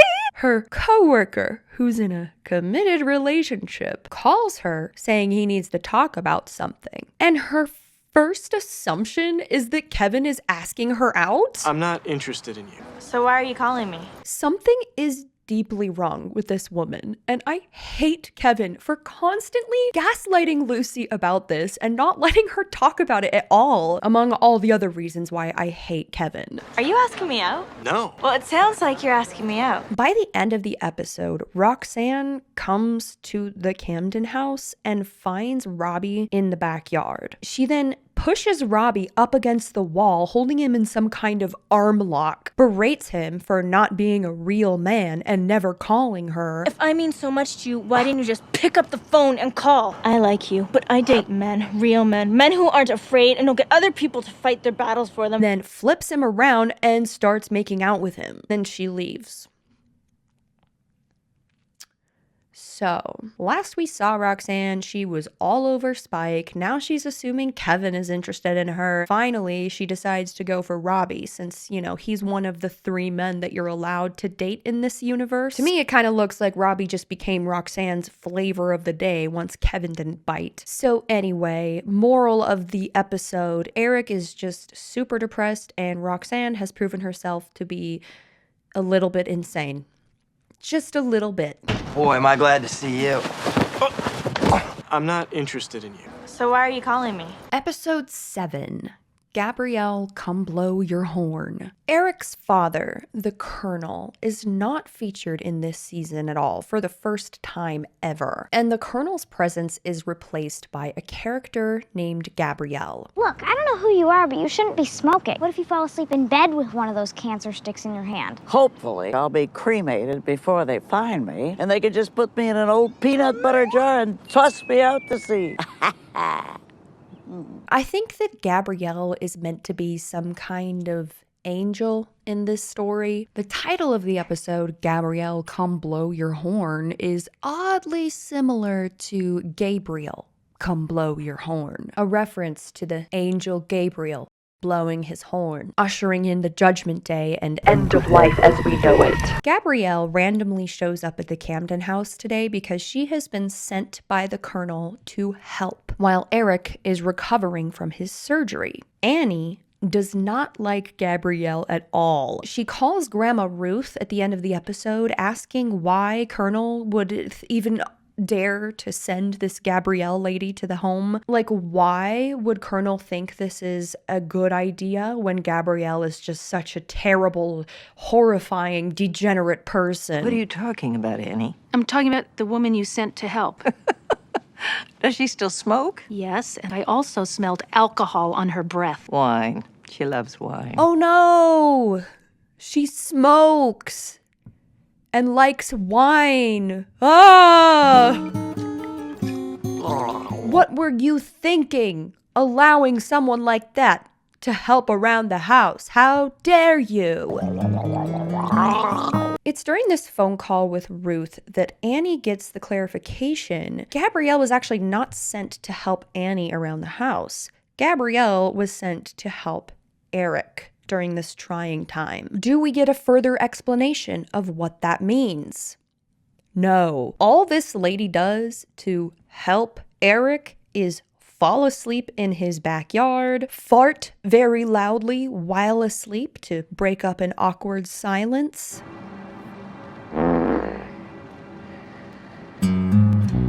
and feeds Eric some spiked spaghetti sauce that she contaminated with her saliva when she used the same spoon to stir and taste test. Taste it.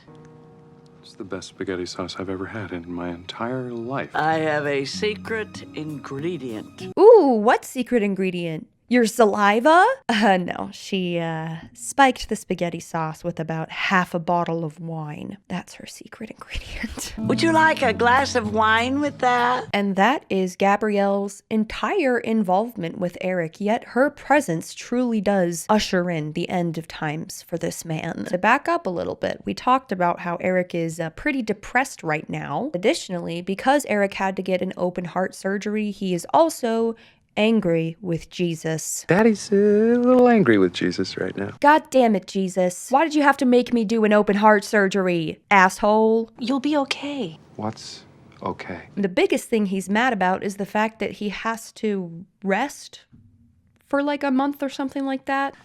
Are you bored? How could I be bored? I have something better. What am I allowed to do that could be better than this? Oh no! I hate resting. It's the worst. Where are you going? To my office. What are you going to do in your office? If you don't stop bugging me, I'm going to lift weights and jump rope. Annie, in an effort to cheer Eric up, she teaches Sam and David to sing a song about Jesus. And it's adorable. That's coming from an atheist. Jesus loves me, this I know. But Eric is not impressed by this Jesus song. In fact, he is deeply annoyed. Jesus loved me. This song is ruining his life, apparently. Because Daddy's a little angry with Jesus right now. Make it stop. Since Eric has to rest for so long while recovering from surgery, Lou from church has hired an associate pastor to help out at the church in Eric's absence. The church board did not consult Eric about this at all. They just do it, and they don't give Eric any heads up either. Lou just shows up at Eric's house with the new associate pastor in order to inform him of this development. The new pastor is named Chandler Hampton. He is freshly graduated from pastor school with his doctorate, and he's only 23 years old. Eric does not take this well. He assumes that he is being kicked out of the church and being replaced with a much younger, hipper dude. He gets excessively angry about this, and this is the moment Eric broke. The rapture of Eric. We had to do something. We can't just... Shut up, Lou! Eric, the doctor said not to get excited. So you got someone to replace me? He's not replacing you. He's not. Did you know about this? No, I didn't know about it. Eric is now sitting outside on the porch with an additional glass of wine and a cigar. Yeah. Eric is broken. The next time Annie sees Eric, he is all calm, he smiles, appearing to have processed all of his anger over this whole other pastor situation. He then ushers the twins into the room and begins playing on an electric guitar without an amp and singing the song that the twins were singing earlier, you know, singing it with them. For the Bible tells me so. So sweet. So cute, right? That seems like an improvement in my eyes. Eric is letting loose. He's relaxing, acting like a happy father and interacting with his children. They are weak, but he is strong. Now, I see improvement, but this is a massive red flag for Annie. Big boy red flag. Oh no. Something's wrong. This isn't normal. This isn't good. This isn't good at all. Very bad. This is not good, guys. It sounds good, but it's not. Cecilia and Simon this episode are still pretty much the same as last episode. Cecilia is just rubbing it in that she's into some French dude. And he's so cute. And he's sexy. Great. And I want you two to be best friends. Because we're best friends. Like, she even makes out with this guy in front of Simon. He still likes her, and she knows this. Why does he keep hanging out with Cecilia? I don't get it. I think I like him.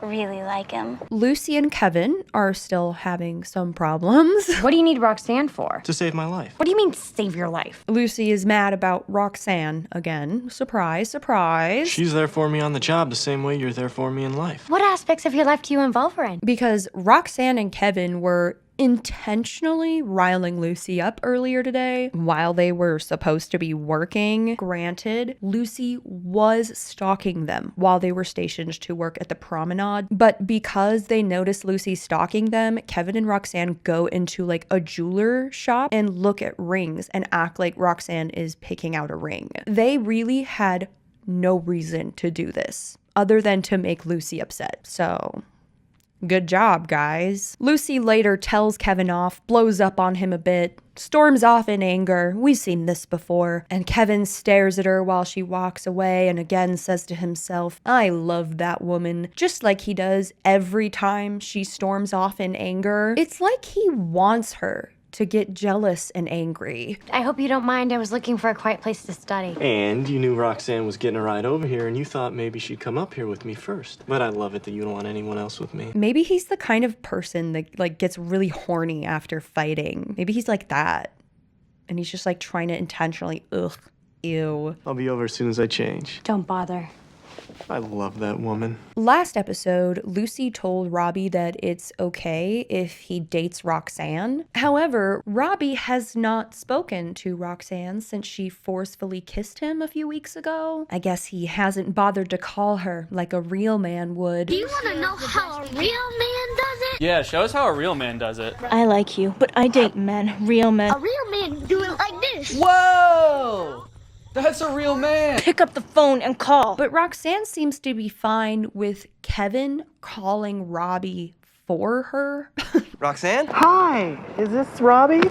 Kevin, for some reason, thinks it's a good idea to get Robbie and Roxanne on the phone together, and he does, where Robbie then asks Roxanne out on a date, and she accepts, quite happily, might I add. Roxanne shows up at the Camden home to meet up with Robbie for their date, and she happens to be there around the same time that the new pastor guy, Chandler, is there to meet Eric. And would it surprise you at all to learn that the moment Roxy lays eyes on Chandler, she is smitten with him? Roxy gets all coy and seductive toward Chandler right in front of Robbie, who, you know, she's on a date with right now. I don't believe we've met. And as soon as Robbie and Roxanne are alone together, Roxanne tells Robbie that she wants to start going to church. You know, I've been thinking about going back to church.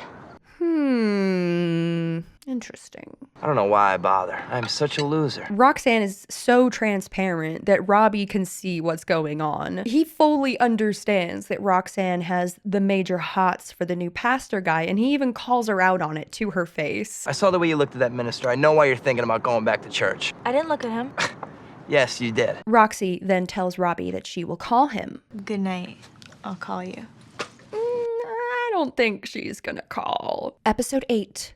Peer pressure. It's in this episode that we finally get our answers about Kevin's dark past, so stay tuned for that. In this episode, Kevin and Roxanne have a scene where they are openly trying to conspire against Lucy, openly discussing lying to Lucy, figuring out how they can manipulate her into liking Roxanne. Like you have a boyfriend and the two of you love board games. Because if Lucy thinks you and your boyfriend are playing board games, that means you'll be getting married and leaving me alone. But I don't have a boyfriend, so that'd be telling a lie. A lie that's not only fun, but a lie that serves me. Just so many levels of inappropriate and insane. You know what'd be more fun? If I say I want you as a boyfriend and the two of us play board games every night. That would be less fun. You asked me to lie. This particular interaction leads me to believe that Kevin is fully aware that Roxanne is unhinged. Behave yourself. Behave myself? You are gonna pay for that, Kirk. How is Kevin just routinely putting up with this uncontrollable manipulative behavior coming from Roxanne? It's so bad. Ever since I broke up with my boyfriend, I can't help thinking I'd really like a boyfriend. So why did you and your boyfriend break up? Plain and simple jealousy. Stanley told me that when a guy's considering marriage, that's when he's most likely to put himself through the test. He thought Kevin would test himself with me. Insanely jealous. If you're just making this stuff up, so I'll tell Lucy. I hope you won't tell Lucy anything. You're starting to scare me. Seriously? What is happening here? You are gonna pay for that, Kirk. For some reason, Simon accompanies Kevin and Roxanne at work today. You know, he's just shadowing the police, I guess. And Simon and Roxanne both end up catching Kevin in kind of a weird situation. They pull over someone for speeding in a residential area, and Kevin walks up to the window to approach this person. He immediately recognizes this woman and refers to her as Mindy Kirk, not his sister. Plus, they act like this together.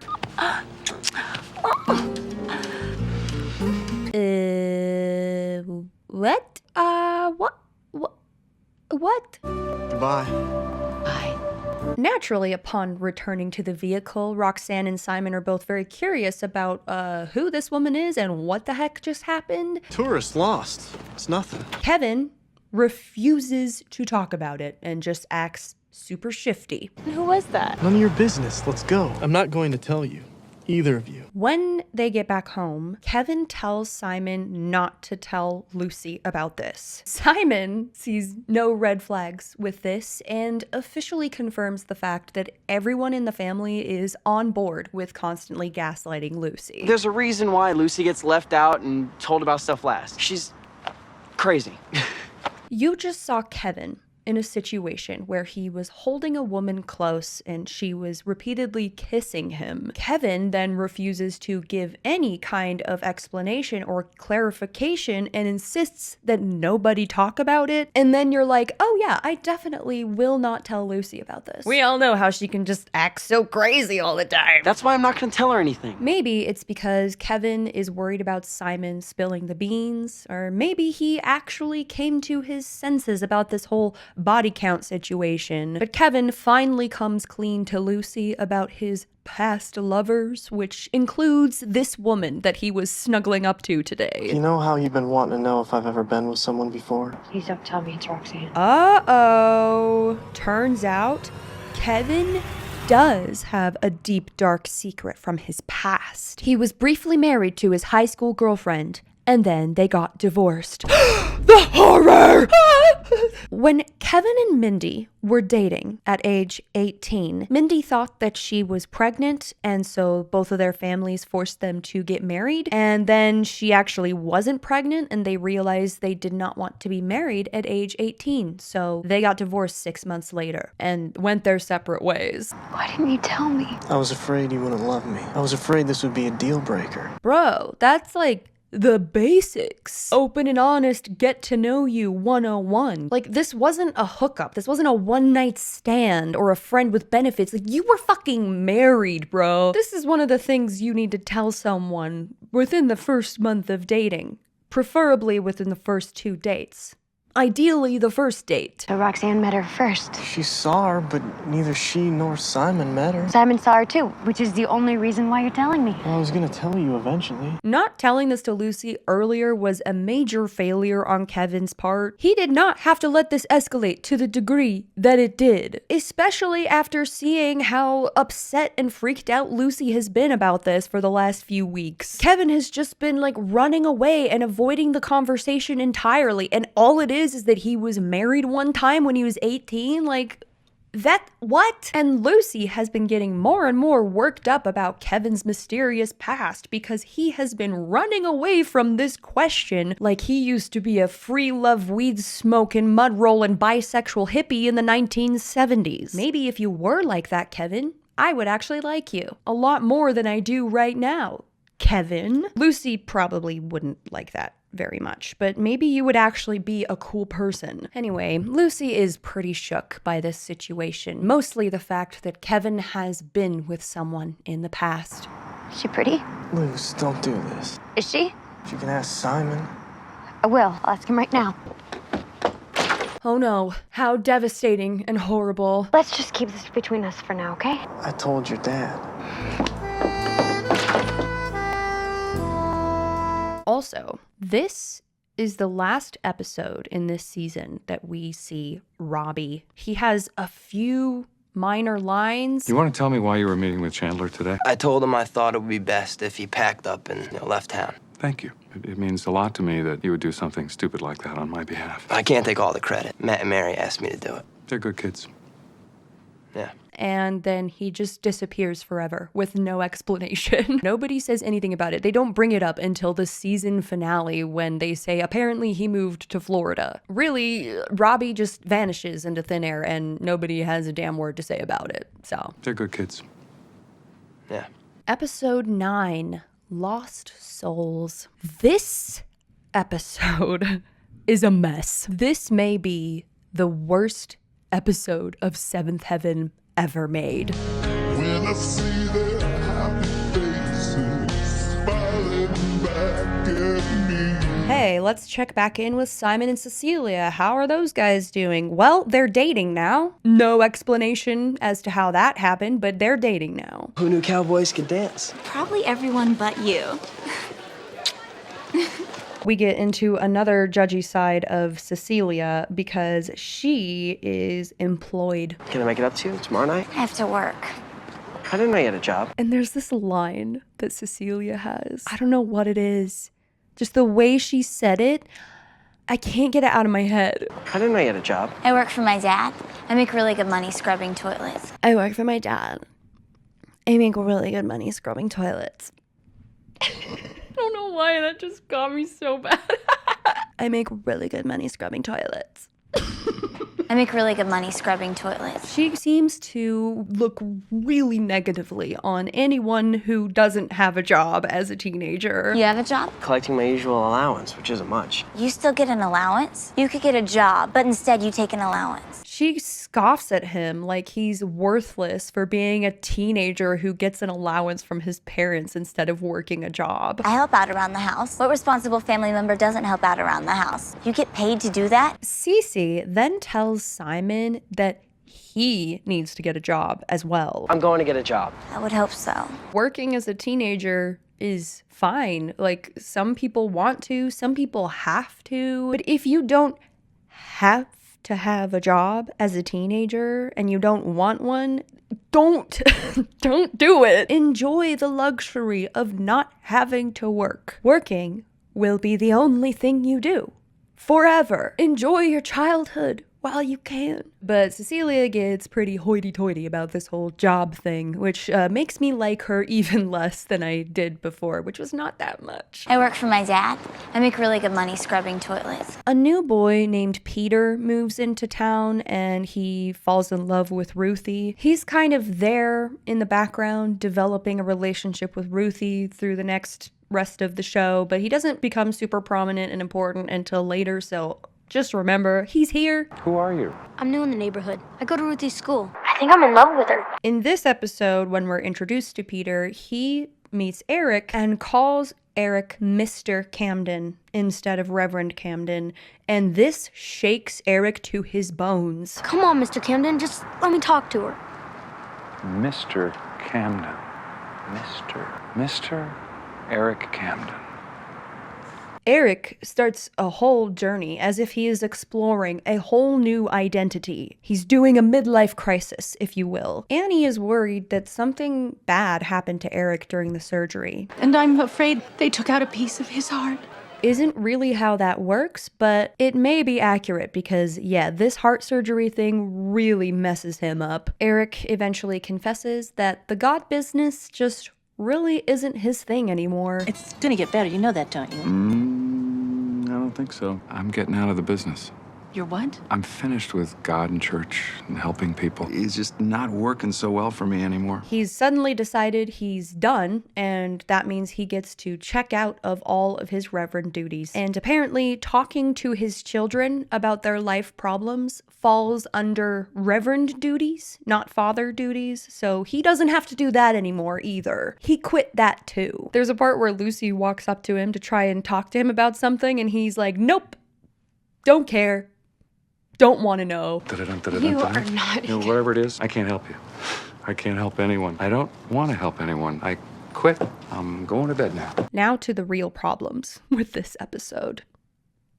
Kevin. Are we surprised? It's Kevin again. Kevin is the reason this is the worst episode of Seventh Heaven ever. It's country western week at the local pool hall, and that is the only context we are given going into this episode. We're at the pool hall, people are dressed up, doing some swing dancing, and Lucy walks into the pool hall. She looks around at all the people with a big smile on her face, and then she spots Kevin dancing with Roxanne. Very badly, might I add. This man is not a dancer. They both look pretty funny, bobbing up and down while they're dancing, smiling awkwardly.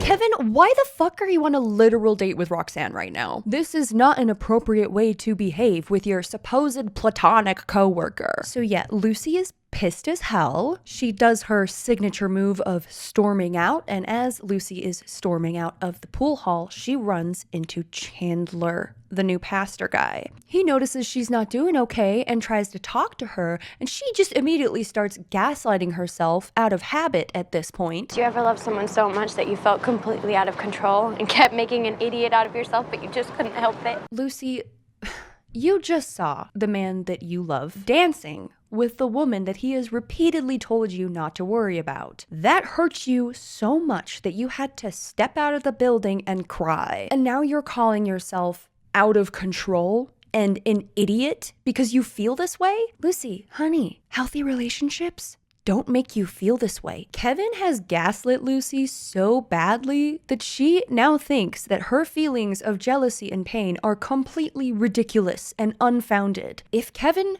really loved Lucy, he wouldn't have been dancing with Roxanne in the first place. He would never make her feel this way after she expressed her feelings to him the first time, which, he never let her do that. If Kevin loved Lucy, he would not be trying to strong-arm her into being okay with this situation. He would not continually force Lucy to be in a situation where she has to interact with Roxanne. He would not cut Lucy off with physical force and call her crazy. Roxanne, the woman you were with.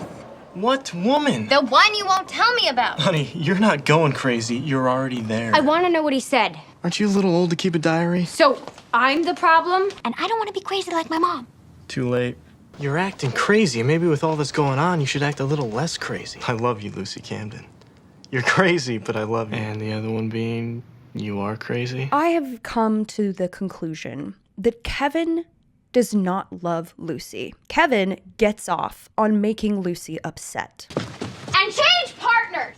Man, I love that woman. And I know, the Seventh Heaven writers did not intend this at all. I'm thinking about this way too deep. But you know what? The Seventh Heaven writers made a bunch of terrible people.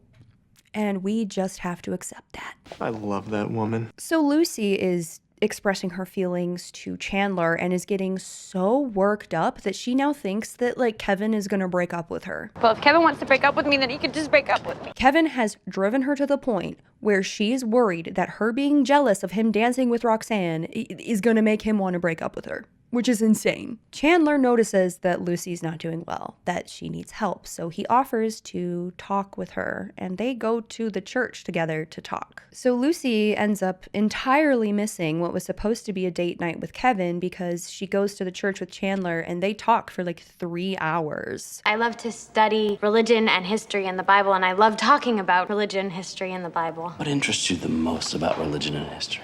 That the truth survives both. I don't know about that. Hey, at least they have something in common that they can talk about and get Lucy's mind off of her insane boyfriend. Kevin doesn't even try to start looking for Lucy until after she's an hour late. Have you seen Lucy? She was supposed to meet me here an hour ago, but she's not here, and it's not like her to be late. We then learn that Roxanne actually is at the pool hall because she has a date set up for tonight as well with one of the other cops from the cop store. I have a date. With? A guy you know. Smitty? Maybe. Naturally. Of course. No, you can't date guys we work with. It's not good for your career. What you mean is it's not good for your love life. You don't want Lucy thinking I like cops. Kevin then tells Roxanne that she has to cancel her date to help him look for Lucy. If she's not here in 15 minutes, I'm going out to look for her, and so are you. Can you just let this woman have one single night off? Just because you aren't able to have any semblance of work-life balance doesn't mean you have to force your coworker into it too. Also, if you don't want Lucy to think you have feelings for Roxanne, stop forcing Roxanne to cancel her date nights to do vigilante shit with you. What I mean is, you're canceling your date to help me look for Lucy. Well, Roxanne goes with Kevin to help look for Lucy, even though she definitely doesn't want to. Kevin, I'm not doing this. I'm not wasting my entire night looking for your crazy girlfriend. She may be crazy, but she knows her way to the pool hall. Kevin and Roxanne leave the pool hall and get in a car, and then they're just talking in the car. They're just sitting there talking. Roxanne correctly assumes that Lucy saw her and Kevin dancing together, got upset and left. But Kevin refuses to accept this as a viable option because he knows Lucy so well. And if she did see us, then she would have come up to us and said something, because that's how she is. She says what's ever on her mind and doesn't care who's listening. And he knows that she would blow up in his face and yell at him and get all mad and stuff. You know and I know she'd be right in our faces. That's how she is. Kevin, do you know your girlfriend at all? There's no way she just got upset and left without blowing up on me like the crazy person she is. That's how she is. Roxanne just makes the most cuckoo bananas, crazy pants spaghetti town decision I've ever seen. Just kiss me. Just once. Yeah, Roxanne asks Kevin to kiss her. What? That's all I'm asking. Just one kiss. Come on, it's not like you're officially engaged or anything. I'm in love with Lucy. I don't want to kiss you. Oh. Just one kiss. Roxy gets really butthurt when Kevin says no to kissing her, turning it on Kevin like he's the one who's being unreasonable here. We're not kissing. Not now, not ever, not for any reason. I just thought that one time wouldn't hurt anything. Oh, what the fuck, Kevin? Why are you acting like that? Oh. This girl is nuts. Nuts. Aren't you guys supposed to be looking for Lucy right now? Why are you just sitting in a car on the side of the road? Why did you become a cop? Hey, I've wanted to be a cop since I was a kid. So don't get all confused and think that I'm not good at my work just because I wanted to kiss you. I just wanted to know. I thought maybe it's time we get to know each other a little better. Oh boy, you saw that right. Kevin deflects the conversation by playing a get-to-know-you game with his coworker he sees all day, every day, and somehow this question hasn't come up yet. Why did you become a cop? My mom was a witness to a crime. My dad talked her into identifying him. She came out of the police station and somebody shot her. She died 3 days later. Yeah, her mom was fucking murdered. As if we needed more drama. After that lighthearted conversation, Roxanne turns the tables again. I'm really sorry about your mom. Now will you kiss me? Roxanne asks Kevin to kiss her 3 times. 3 times. After getting rejected twice, you ask him to kiss you again? 3 times, bitch. Kevin's demeanor shifts. He's having more of a somber attitude after Roxanne's been super pushy and not taking no for an answer and then talking about her mom's horrific death. And Roxanne gets mad at Kevin for being somber. I'm just trying to lighten things up. I still miss my mom. Kissing you is not gonna make me miss her any less. Come on, smile. Run as fast as your legs can carry you. Go to your superior officer. Get a different partner. Oh my God. Kevin and Roxanne just keep talking nonsense until Kevin suddenly remembers that his girlfriend is missing. Different faces, different personalities, and you never know who the enemy is. I like that. I just made myself nervous. I hope Lucy's okay. But before we go find Lucy, Roxanne has to remind all of us that she's a super genius. You know, I almost got into profiler training, right? Almost got into profiler training? Well, they didn't accept me, but... Kevin calls her an amateur psychic, and then Roxy pretends to make a psychic prediction. I predict Lucy's going to be fine, and one day, you're gonna kiss me. Roxanne? You are a bad person. No, Roxy. No, bad Roxy. You'd think Kevin would be totally done with Roxanne at this point, right? You'd think he'd file a sexual harassment complaint to HR and request a new partner, right? Well, if you thought that, you would be wrong. Roxanne floats the idea that Lucy went to the church to talk to Chandler, and Kevin gets so worked up. Maybe she's talking to Chandler. Why would she be talking to Chandler? Maybe she needed some help. Well, if she needed help from a minister, she could go home and get help from her father. Immediately furious that Lucy would talk to another man about her feelings and not be talking to him. Why don't you just go home and wait for her? Because I think I've waited long enough, and she better not be talking to that new minister instead of talking with me. I don't know, man. Maybe if you actually cared about Lucy's feelings, you wouldn't have forced her to turn to a stranger for relief from the pain that you have habitually and continually caused her to feel. Meanwhile, Lucy is at the church talking with Chandler about her passions. Apparently, Lucy doesn't really ever talk to Kevin about her passions because she explicitly excluded his name from the list of people she likes to talk about her passions with. Who do you talk to about all that? My dad, sometimes other people in class, sometimes a perfect stranger if I have the opportunity. Little bit of a red flag in my opinion. Lucy honestly looks happier than I have ever seen her, and she's just sitting eating a snack picnic with Chandler. I want to be a minister because I want to be like my dad. Kevin finally finds Lucy at the church, and he walks in all pouty, like a little toddler. I'm glad someone's amused. Hi, Kevin. He is so mad that Lucy is talking to Chandler, even after Lucy and Chandler clarify this was not a date, we were just talking. We're just discussing the perils of being in the ministry. For 3 hours? Kevin accuses Lucy of intentionally going out on a date with Chandler to retaliate against him because she's jealous of Roxanne. You saw me dancing with Roxanne at the pool hall, so you thought you'd get back at me by going out with Chandler? No, I didn't think I'd get back at you, and I'm not out with Chandler. Yes, you were out with Chandler. You were angry and jealous, and so you've been out flirting with him. I wonder, does Lucy potentially maybe have any kind of good reason to be jealous and upset about Roxanne? Anything from recent memory or... And one day, you're gonna kiss me. When defending herself clearly isn't getting Lucy anywhere with Kevin, she apologizes to Kevin. Kevin, however, doesn't accept her apology. You two were out together when Lucy was supposed to be out with me. Kevin, I'm sorry. Don't apologize. Don't make up any excuses. Instead, he storms off like a child. If we had proms, Lucy, we worked them out together. Lucy follows after him, and right as Kevin is heading out the front door of the church, Roxanne is walking in. This is one of the most insane things I have ever seen. Is everything okay?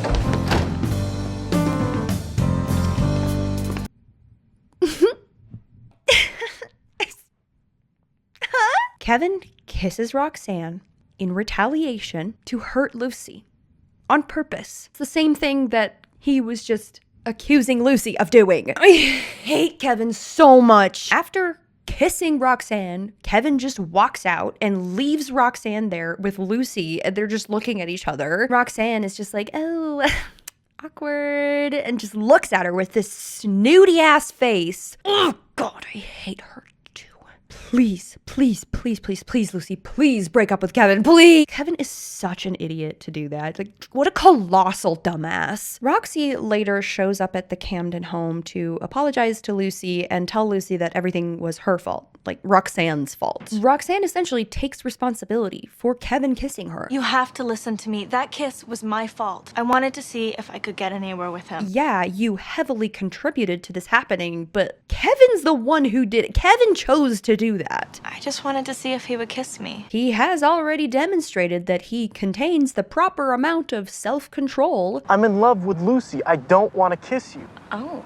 Kevin was just butthurt that he got caught dancing with Roxanne, and he's trying to punish Lucy for it because she had the audacity to have feelings. Oh, not again. The decision to kiss Roxanne was made by Kevin, and Kevin alone. Yet for some reason, he never has to take responsibility for this. I'm not kidding. Roxanne even tells Lucy she's apologizing because she knows that Kevin will never apologize for this. Tell me again why you're here. Because Kevin's down at the pool hall. He's not going to apologize to you for kissing me, even though we both know he feels like an idiot. So the two women he's pit against each other are now responsible for resolving all the problems that he has caused. That kiss was my fault.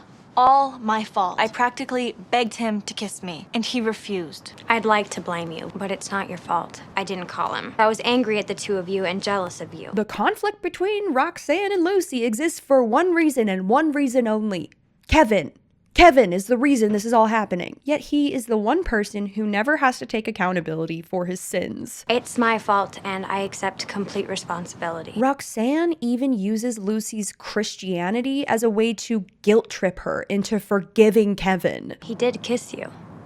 Come on. Aren't you a Christian? Don't you believe in forgiving? Insane. So Lucy then goes on a journey to find Kevin at the pool hall. They do not bring up the kiss with Roxanne at all.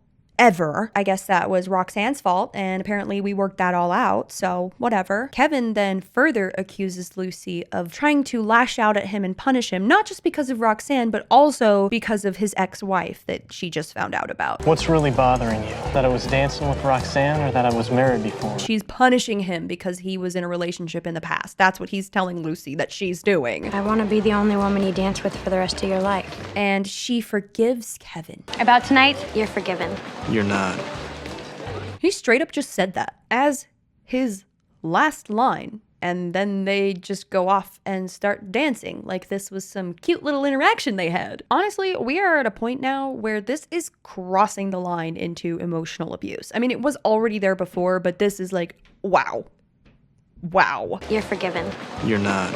Constantly accuses her of being jealous and crazy, gets mad when she talks to another person about her feelings, kisses another woman in front of her to punish her, refuses to apologize, and somehow finds a way to make Lucy the problem again. Since Lucy went and talked to a guy who showed her kindness for a few hours when she was really upset, she does not deserve to be apologized to or forgiven.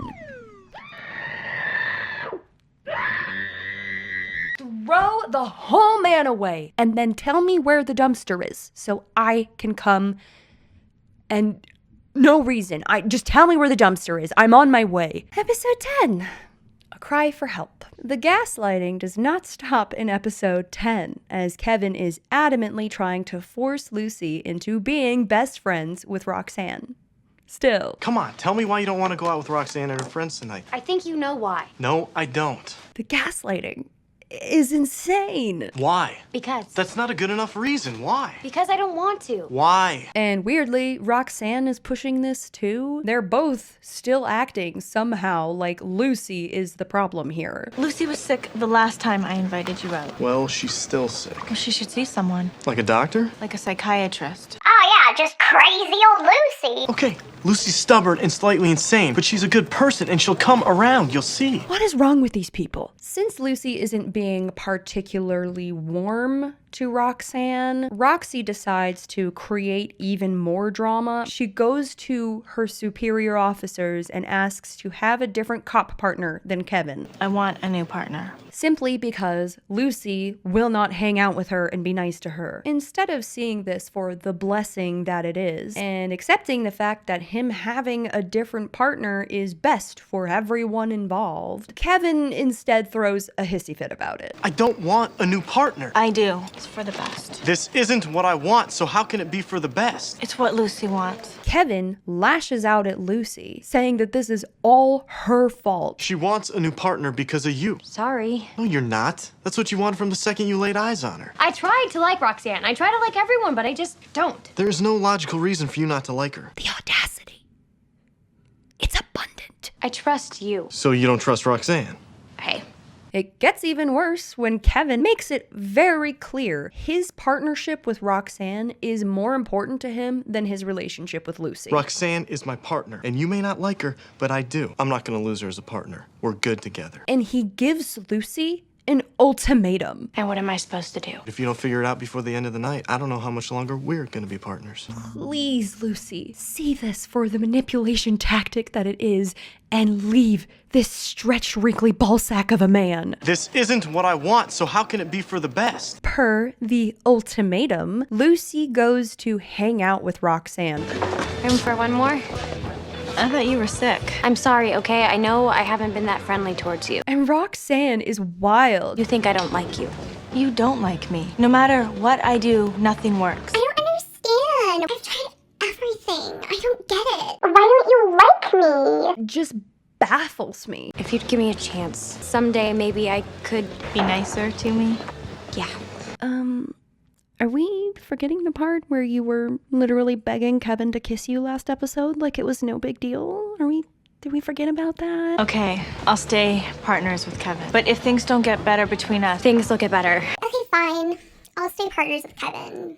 You're on thin ice, Missy. Kevin and Roxy are made for each other, I swear to God. Be nicer to me. Eric's plotline in this episode takes him through the journey of transitioning from Reverend Camden to Mr. Camden. Eric decides to take a job at a local college radio station, which is super weird. Why would they not hire a student? Why are you hiring a 50-plus-year-old man going through a midlife crisis to work at your college radio station? Turns out Lucy had something to do with this. She told them to hire her dad because it was a sneaky way of her trying to get him back into the ministry and make him want to go back to church and be a reverend again.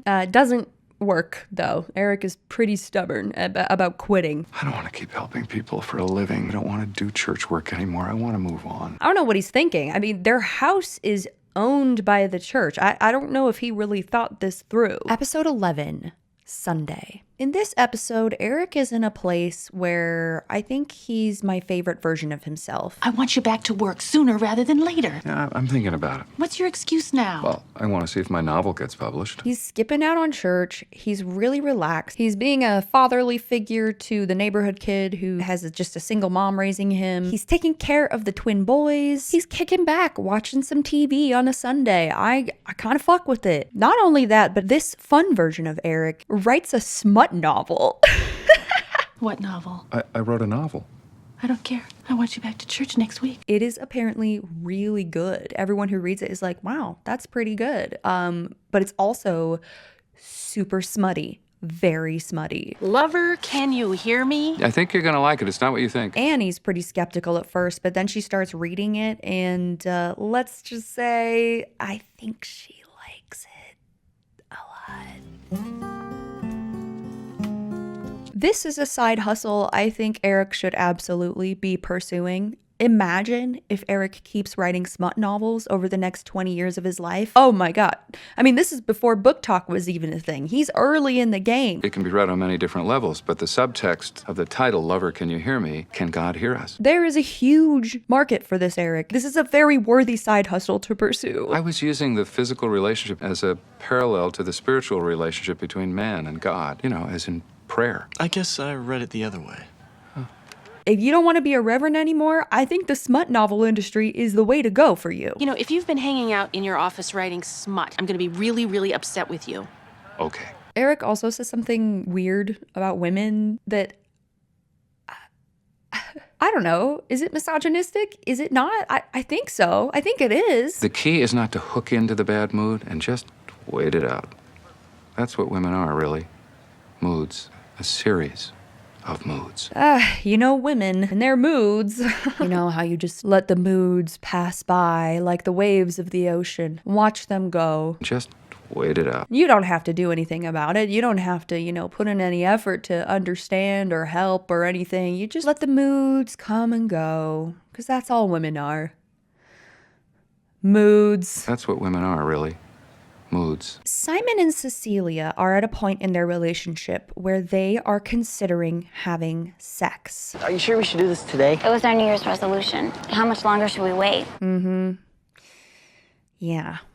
It was our New Year's resolution. And here's the thing. They're weirdly very responsible about it. I'm kind of impressed, honestly. Simon and Cece have been talking about whether or not they're ready to have sex for months. They've talked to their school counselor about it, who recommended they talk to their parents. And they've decided that they want to discuss it with their parents to make sure their parents are aware and okay with it. Hopefully when we do have sex, it will be with their permission or at least their understanding. In my opinion, they are being extremely mature and responsible about this, wanting to be emotionally and physically safe. They want their parents to know. They even go buy condoms and everything. That's above and beyond for a teenager. We've read the pamphlets, we watched the movie, we've talked to each other for endless hours about the pros and cons. Oh, and Cece's dad gets so mad, dude. I'm Cecilia's father and I'm looking for Simon. Instead of just saying, no, I really am not comfortable with you guys having sex. I think you're too young. I think you should wait, whatever. Cece's dad blames everything on Simon, even though Cece's the one who's kind of pushing it harder than Simon was. Do you know that your son is planning on having sex with my daughter at some point in the near future? Well, it sounded better when it was just me and Cecilia talking about it. Her dad basically says that they can't date at all anymore. May I say that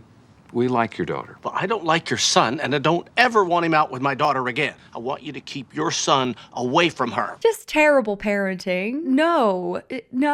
Even if the answer is no, I don't want you having sex. You don't punish your children for being open and honest and responsible. You don't punish that. If anything, you should take her out to ice cream or something and tell her you're proud that she was honest with you, and still say, hey, I'm not comfortable with this, and this is what you need to be aware of. Why? but here's some ice cream. Thanks for being such a good kid, you know? Why are we punishing these children for being so good? Give your kids a little bit of trust for once. My goodness. They probably would have respected your wishes not to have sex because they're good, responsible kids. Our grades are very good. We both work and have savings. We've read the pamphlets, we watched the movie. Simon's just a pig, wants to be all over her, so he can't see her anymore. No, preacher's son. I should have known. Today is the day Roxanne makes her move. She swoops in on Chandler. Roxanne actually goes to church for the very first time in her entire life to seduce Chandler. And it works.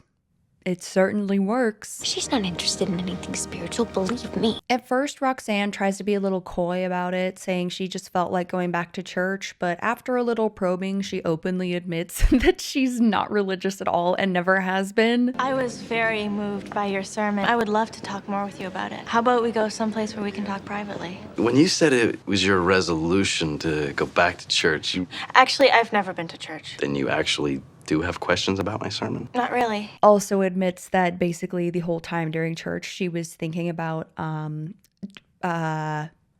taking Chandler's clothes off, to put it lightly. What if I'm a very bad woman who's having evil thoughts that I probably shouldn't have?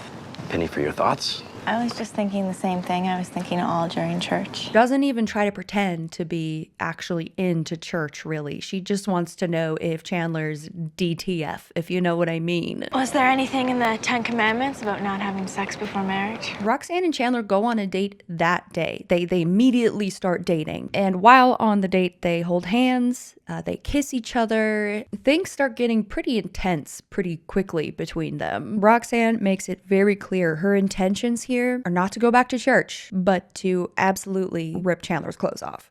That's what she wants to do. Maybe I wasn't specific enough. Do you believe in sex before marriage? And you know what? Get it, girl. A lot of your past efforts have not been working out so well for you, so maybe this will be the one that actually works out.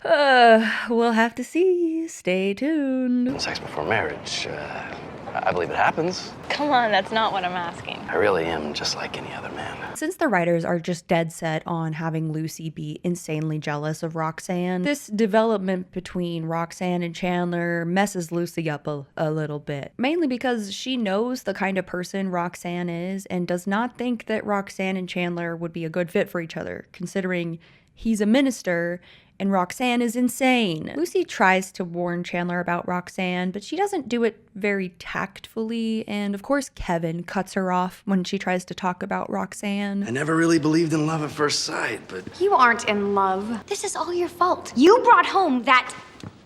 She also gets really jealous of Chandler because he gets to be a minister and she doesn't get to be a minister yet. I've been going here all my life, but you know who's up there where I should be?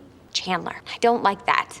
I don't like him. sorry to interrupt. And because Chandler happens to overhear Lucy insulting him, he makes her do the Sunday evening sermon with, not very much preparation. And you think that you should be up there preaching. I could do just as good a job as you're doing, hot pants. Tonight's service is at 7. I'll see you tonight. Lucy copes with her anger and jealousy by obsessing over the Sabbath day. I want to change and then we can go for a walk. I want to watch football with your dad and Peter. Sunday has gone to heck and a handbasket. Once upon a time, it was a day of rest and reflection. Now it's a day of picking up guys at church and watching sports. Oh, don't forget worshiping at the mall. I don't know if you know this, but Christians are actually supposed to keep the Sabbath day holy, which a lot of different people interpret in a lot of different ways. Church is not a pickup joint. Sunday is not the new Saturday night. Lucy is putting her foot down today, okay? What happened to Sundays, guys? What happened to the Sabbath? Doesn't anyone take time to reflect on spiritual matters anymore? And Lucy does a sermon about the Sabbath day and keeping it holy. Sunday is the day we catch up on our work and our homework. Because there's so much work and so much homework, there's no time to do it. And yet we wonder why children grow up so fast. Why people need drugs to relax. It's almost like life can be super overwhelming and stressful and hard and busy. And yeah, while it's nice to be able to take a day off, not everybody can because of how freaking stressful it is to survive and exist in this world. And you can't act like that's a moral failing of humanity. Could it be because we've lost 52 opportunities a year to rest? Maybe we should take a little bit of a deeper look into the system that causes people people to be this stressed out and busy all the time. And then maybe we can talk about keeping the Sabbath day holy, okay? I feel as if I have no time to do the things I need to do and never have the time to do the things I want to do. In losing our Sundays, we're losing a lot more. We're losing ourselves. She at least does a good enough job with her sermon to break through to Eric, who happened to be hiding in the back. He has a moment of humbling himself to Jesus. Okay, you got me on my knees. I need help. Maybe he's not so mad at Jesus anymore. I don't know. He's asking for help, so that's a step. That's a step. Eric is healing, going back to his old self that's so much better than the self he is now that's actually chill and fun. At some point, Lucy has a sit-down conversation with Kevin where she talks about how she does not like the person she has become since she met Roxanne. She feels like she's not a good enough Christian because of how Roxanne is making her feel. It doesn't feel good to be jealous and envious and out of control. I don't like who I am because I feel this way. It's just so not Christian of me. Which makes me so sad. First of all. And second of all, Kevin still sucks at everything. I mean, it's pretty wild how we just constantly forget the fact that Roxanne has been really toxic. She and Kevin have maintained this super inappropriate and unprofessional relationship. I just can't believe how Kevin has been expecting Lucy to forget about all that. But then when Lucy's sitting there calling herself unchristian, this is where Kevin truly shows us he has zero emotional intelligence skills. I don't like who I am because I feel this way. It's just so not Christian of me. So feel some other way, Luce. You can choose how you feel. It is a myth that you can just choose how you feel about something, okay? That's not real. You can't choose how things make you feel. You can choose how you respond to your feelings, how you treat others based on your feelings. You can definitely process your feelings and learn to change your outlook over time, which over time will change your feelings, maybe. But ultimately, no, you can't just voluntarily elect to feel a certain way about something, especially about a situation that is perpetually harming you and suffocating you. So feel some other way, Luce. You can choose how you feel. I'd like to think I can, but I can't. Correct. That is correct. It's really dismissive and invalidating to just tell people to change how they feel about something. It's like telling someone who's depressed to just choose to be happy. You can't do that. You can't. You can take steps to mitigate depression, but you can't just choose not to have it. Okay, that's just feelings are feelings. Feelings are valid. Even if those feelings are not based in reality, doesn't mean you didn't feel them, and you're not choosing to feel them, and you certainly can't just choose to not feel them. A healthier approach would be to feel them and process them in a healthy and appropriate way. You can choose how you feel. I think for Lucy, as someone who's not a professional, just my opinion, the best way to help stop these feelings of jealousy and pain and whatever it is that's making her feel so terrible about herself, she should evaluate the root cause of all those feelings. Maybe, just maybe, instead of Lucy trying to change how she feels about Roxanne, she should change how she feels about being in a relationship with Kevin. For real, girl, this man gave you an ultimatum because you didn't want to hang out with the girl that he kissed in front of you. Maybe you should reevaluate where you stand with this relationship. Oh, and Kevin calls Lucy crazy again, for good measure. I'm an idiot. But we knew that. You should have just gone with me to the promenade, and none of this ever would have happened. No, but you'd still be crazy. Make sure we get it in there once an episode. Honey, you're not going crazy. You're already there. You're acting crazy. Maybe with all this going on, you should act a little less crazy. You're crazy, but I love you. You are crazy. I'm not wasting my entire night looking for your crazy girlfriend. She may be crazy, but she knows her way to the pool hall. Okay, Lucy's stubborn and slightly insane. She's crazy. But you'd still be crazy. You're forgiven.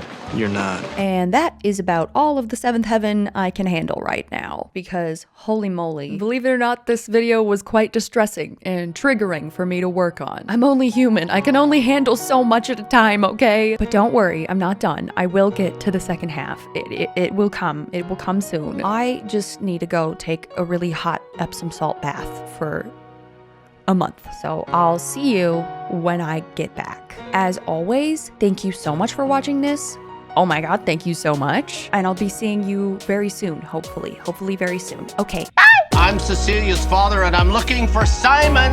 I love you, Lucy Camden. You're crazy, but I love you. I work for my dad. I make really good money scrubbing toilets. You're not my father. Our father's dead. I'm an idiot. But we knew that. Was there anything in the 10 Commandments about not having sex before marriage? Come on, Mr. Camden, just let me talk to her. Mr. Camden. You know, I almost got into profiler training, right? If you've been hanging out in your office writing smut, I'm gonna be really, really upset with you.